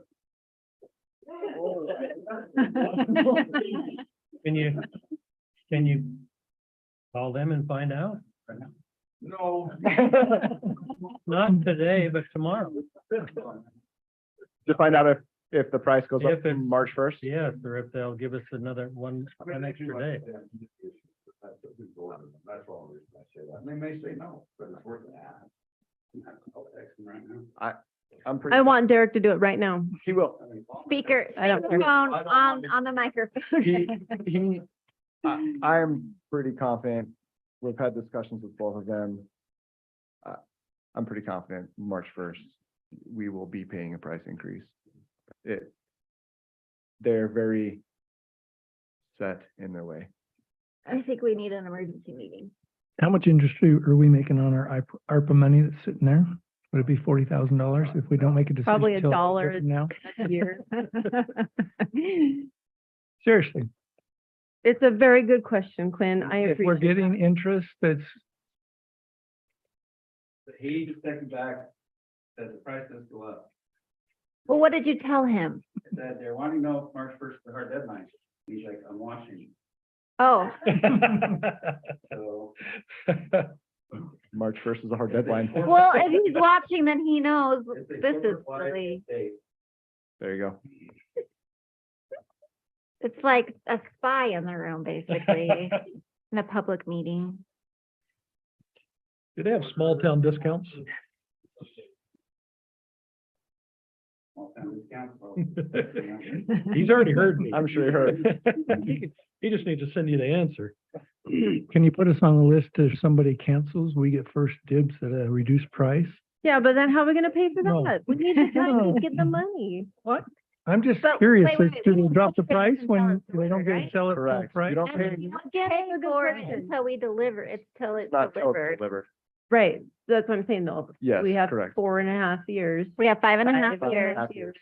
to Yes. figure it out, which I know. We're taking I a long know. time on this. I get it, guys. I'm sorry. I feel everybody's frustration and it's at me and I get it. Now you know how I feel. What about the other one? We used the GA. No, it was the GA Galveston Area Economic Counselor, something like that. You think? It's the correct. Last time we had to use the GABC, which is the Galveston Area Conglomerate or something or the other. Feel free to Google it. Ask him if he can submit the order on February 28th. Can he? Okay, there you go. He'll let you know. So I throwing it out there again. Emergency meeting? I want him to answer my question. what was your question? You didn't ask him? Oh, about the 28th. If we place it at the end of the 28th, if that will work. Hard deadline. Midnight on the 28th. Right.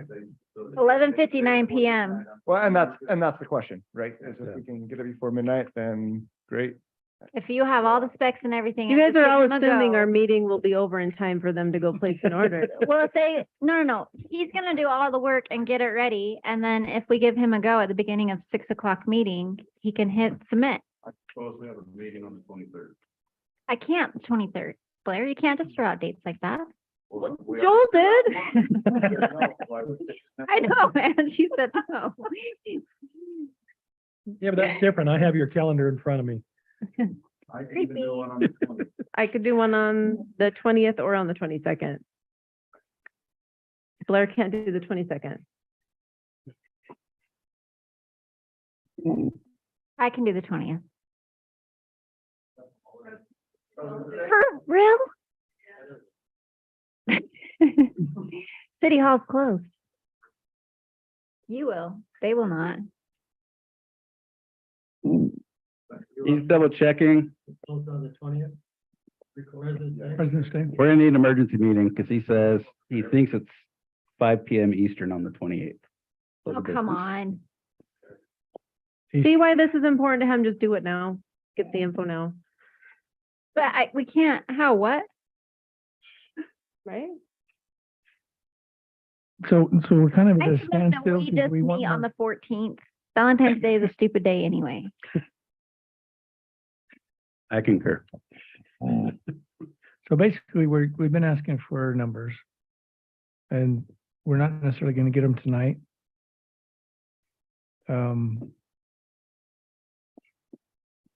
Either we go to the 20-something and have an emergency meeting, or we make a decision yes or no tonight and have them go, right? That's basically our three options.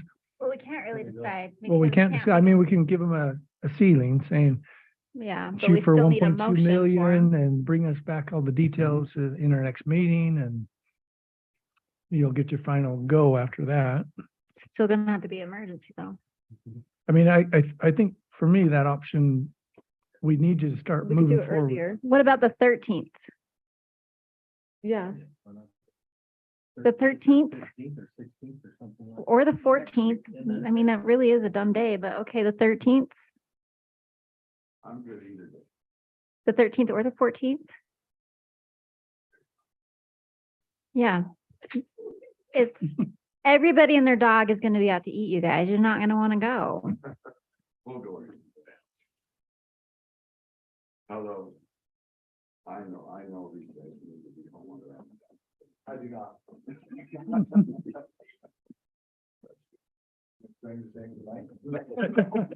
I do not. Dave, can we pull this all together and on the 14th? Yeah, how much time do you need to? Well, it'll have to be noticed. I really don't want to do it on Valentine's. It's a sham and I get it. Okay. They're looking here going, they're, going, okay, we Well, can look, do you it. guys all said the 14th. Yeah. I said it. Now you're all reneging.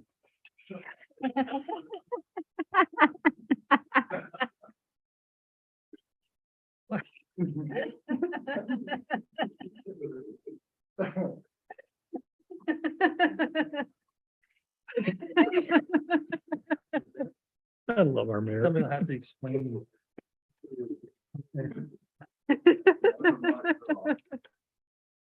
So reneging. realistically, Negative. how long would the meeting take? Because really, we're just looking at the information and then making a decision, right? I think it's more about Get everything prepared. Yeah. So if you guys get the information prepared, we could literally do it in a 30-minute, hour max meeting. I will curtail my questions. I've got most of them answered. I know what I want to do. It's just how to pay for it, which comes up in a lot. And It's the story of my life too. yeah, Okay. So just clarification, we're just wrapping up finances of what our vehicle program is. So we have that information. Ideas on how to pay for this, and that would be the only agenda. Do we need to do a doodle poll or something to see when we can have this meeting? Or are we setting it right now? How does Monday, the 13th, like, I don't know, 5 or 6, what time? Better than this week sometime, other than the 14th. Okay, so 13th. Monday, the 13th at 5 or 6 o'clock. Anytime works. Anytime. I'm good. That's pushing staff to get deadlines. Well, we were trying to put you on the spot tonight. Matt, that gave you a lot of time. It's true. And we did just approve, 67,000 more for new building remodel, so. Including your office.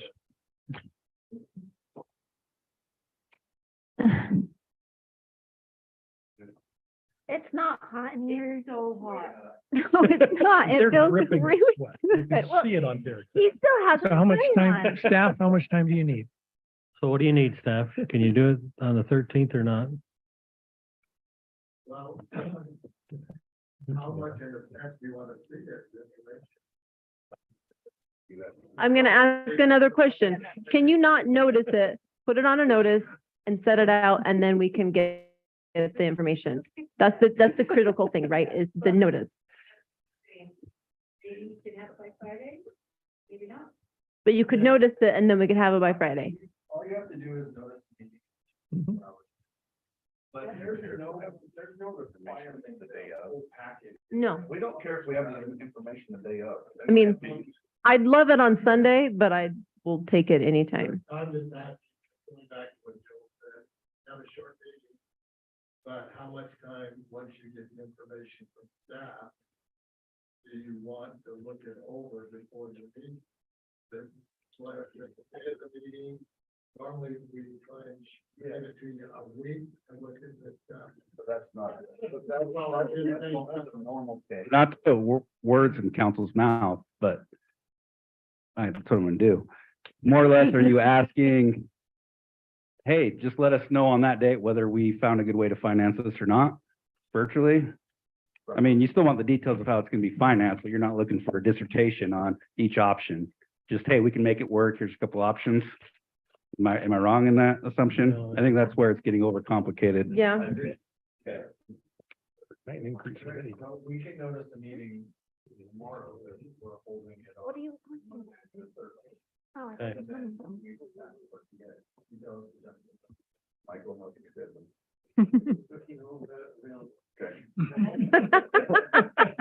I didn't ask Paul. You know, I did that anyway.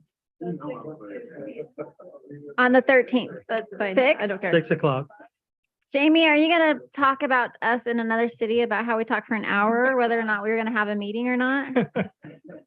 No. I hope you do. I hope you do. And then I'll ask you about it and you'll just say, I don't recall. But if my kids are watching, they're gonna ask me about the fire truck. Then come for a ride. Okay, let's plan on that. Some information requesting specifically are find out about the house clause in the contract, the order contract, and then the finance, how we pay for it and the lease program. So out or delay? Because I don't necessarily think that we need to be looking for the bailout as much as, okay, we still don't have enough money to pay for this yet. Got to push it back. And I don't know, maybe this is a question for Jamie. I'm just safe to assume that you're gonna go with the cheapest bid, so I can let the 1.6 tell them, sorry, too bad. Mhm. Okay. All right. I heard a mhm from the Can we mayor. do that without even looking at it as a council, or does it matter? That's why I was wondering if they had to see. Do Did we- they have some Uh, content? If there's no harm in waiting until Monday, wait until Monday. Okay. I think if you just put in the saving, you're not saying it's been practice, you just said it's saving. So why should you say the saving on what's gonna be spent, you're not saying it's just gonna be that, yes, it's like a match, but your argument is that it's saving, why should you get on the saving? All right. Mayor, why have we been talking about this so long? I don't know. I've been asking myself that same question.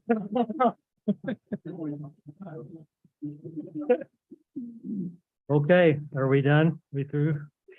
He looks at Angie. Move on. Yes, Thank you, Chief. Thank Thank you, Cole. thank Guys. you. Have a good night. Thanks, you guys. Okay, Yeah, no. Chief, I watch you. If you have that on, then I figure that you're fine and everybody else is too. Okay, Dave, you want to talk municipal elections real fast? I'll have that over to Lisa. Lisa?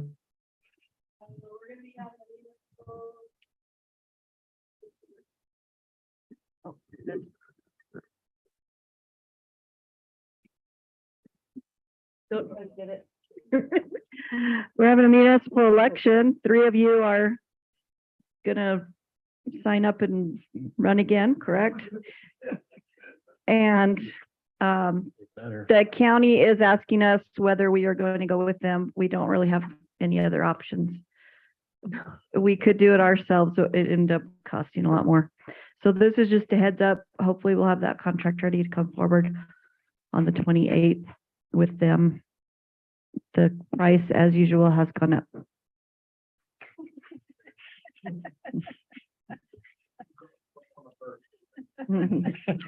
I recommend that we go with the county for municipal election. Thank you.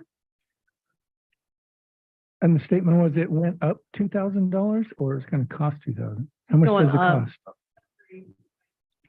So how much From does 10. it normally cost? Each election has been different. You know, it's like. Yeah. It's like $10,000. Yeah, that's what I want to say. Last year we voted 620. Yeah, Last election, we voted 620. You have a primary thing cost is the general election, so you don't ever have a primary, they have to cost. You know, the primary is big, like. Do we know if there's a cancellation clause in this? Depends on if we have a primary. How does your libertarian self feel about canceling an election, Joel? We can do it by a box right here. Just saying. Okay, next, number 12, we're gonna postpone that if it's okay with you guys. We just. It's really hard on They- me. no, we're not gonna not have it. We're just going to have it. We could Later? sneak it in Monday. after Later. the other You want to discussion. do it during the, do it during the emergency session? We felt like we could move that to the 28th, and so we'd look at moving that to the 28th if that's all right with you guys. Yeah. Haley's the only Yes, one. yep. It's a sure. good thing I didn't do anything for it, so we're good. Yeah, Okay. Blair called me and was like, hey, what do I need to put on that? He made me do his work for him. Was that after I texted you? Yes. Okay, legislative review. Anyone have anything they want to talk on that? Dave, you have something or? anything or Tell you what Dave's gonna say. The legislature has bills that are still coming, that nobody has read, that will likely affect us greatly, and will go in at the last end of the session when everybody's burned out and tired, and they'll just pass it. Is that about what you're gonna That's say? about what he was gonna say, I think. There's a Senate Bill 166, I think. That was it the is. gravel pit one? The or gravel was that pit one? bill, have they, Did they update? Yeah. 275 and gravel for senators. there's a. 160 what? That was 166. I think, wasn't one the House, one the Senate? It was on the Senate. Anyway, I'll send it to you because it may not have been the Senate gravel one. It's been a long night. I think, yeah. Yeah, so the mayor and I, Angie and Haley, the 4 of us have been following LPC and Utah League of City and Town stuff pretty closely. I hope everybody's getting the league updates. If you're not, then maybe you have some info.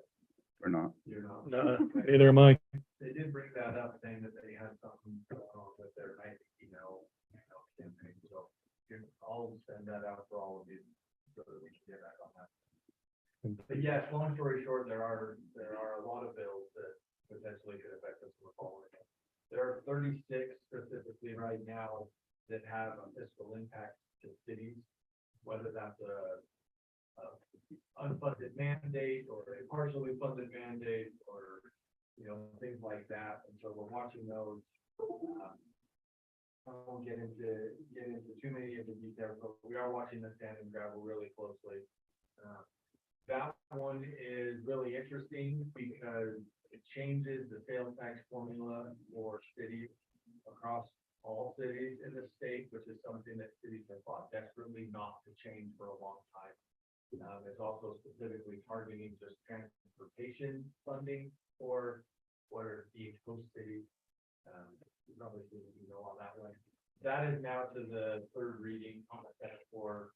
I believe they said this last LPC session that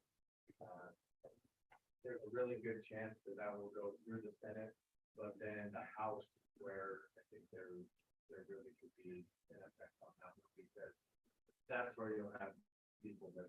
Did the league decide how they were gonna call it? The league is opposing it as it currently stands.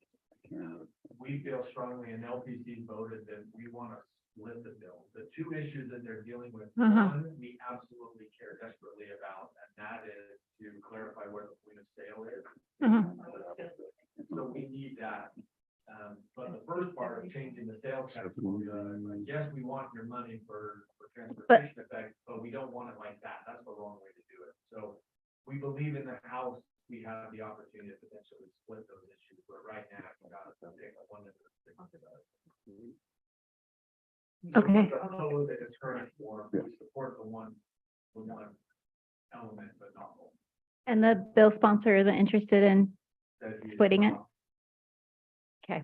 So that bill 6, now I remember, was on micro schools and limiting the Is restrictions, this House bill? Senate bill, I got And it was- firearms. Senate Bill 166.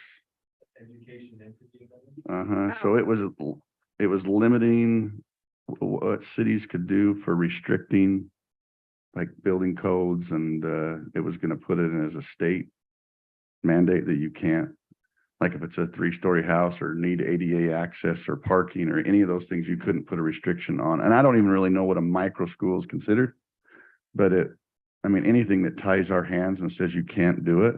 And it was because they didn't want the added cost. And it's coming from a guy in St. George that had to put an elevator in a home to get ADA access or something.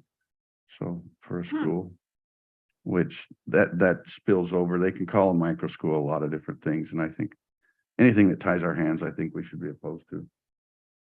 Yeah. Okay, I'll watch it. Thanks. And now the Utah League tracker shows that they're watching that and have to take. Yeah.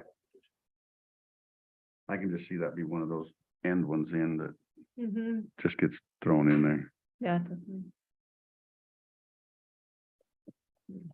Okay, new business. Anyone have any new business to discuss? Cool. Council reports. Joel, we'll start with you. Nothing. I'll wait till we do our committee reports. When? I don't have anything new. Angie? I have nothing. So, or Nothing, no new business. staff, anything to report? Well, were you calling for reports? No, well, yeah, Yeah, he council said reports. reports. That's what you're waiting for. This is reports now. No, this is This is new council business. reports. Yes. Yeah, Like our committee reports. Well, if No. they're gonna come back on committees, that's what I was Just gonna be wait. saying, so I'll just wait until then. Katie said she'll just wait till then. I'm sorry, I'm deaf. Okay. Now you're telling us. 4 hours later into this meeting, 4.5. Oh my gosh. Okay, I do have a quick thing then. Okay. Sorry. So if you didn't listen to the planning commission, please do so. As the general RV will be coming before us on the 28th. Can you remind me of the date that happened? That was the 26th. Of January? Oh, yeah. somebody just got hurt. And look at the conditions that they put on and what you would want to add to that. The planning commission The put on? planning commission put on their conditional use permit. I think I think they did a good job of vetting things out. I think we can add to it though. I won't go through the details of all that, so. okay, nothing else. We'll look for a motion to adjourn. So moved. Second. Second, all in favor, say aye. Aye. Aye. I'm gonna stay.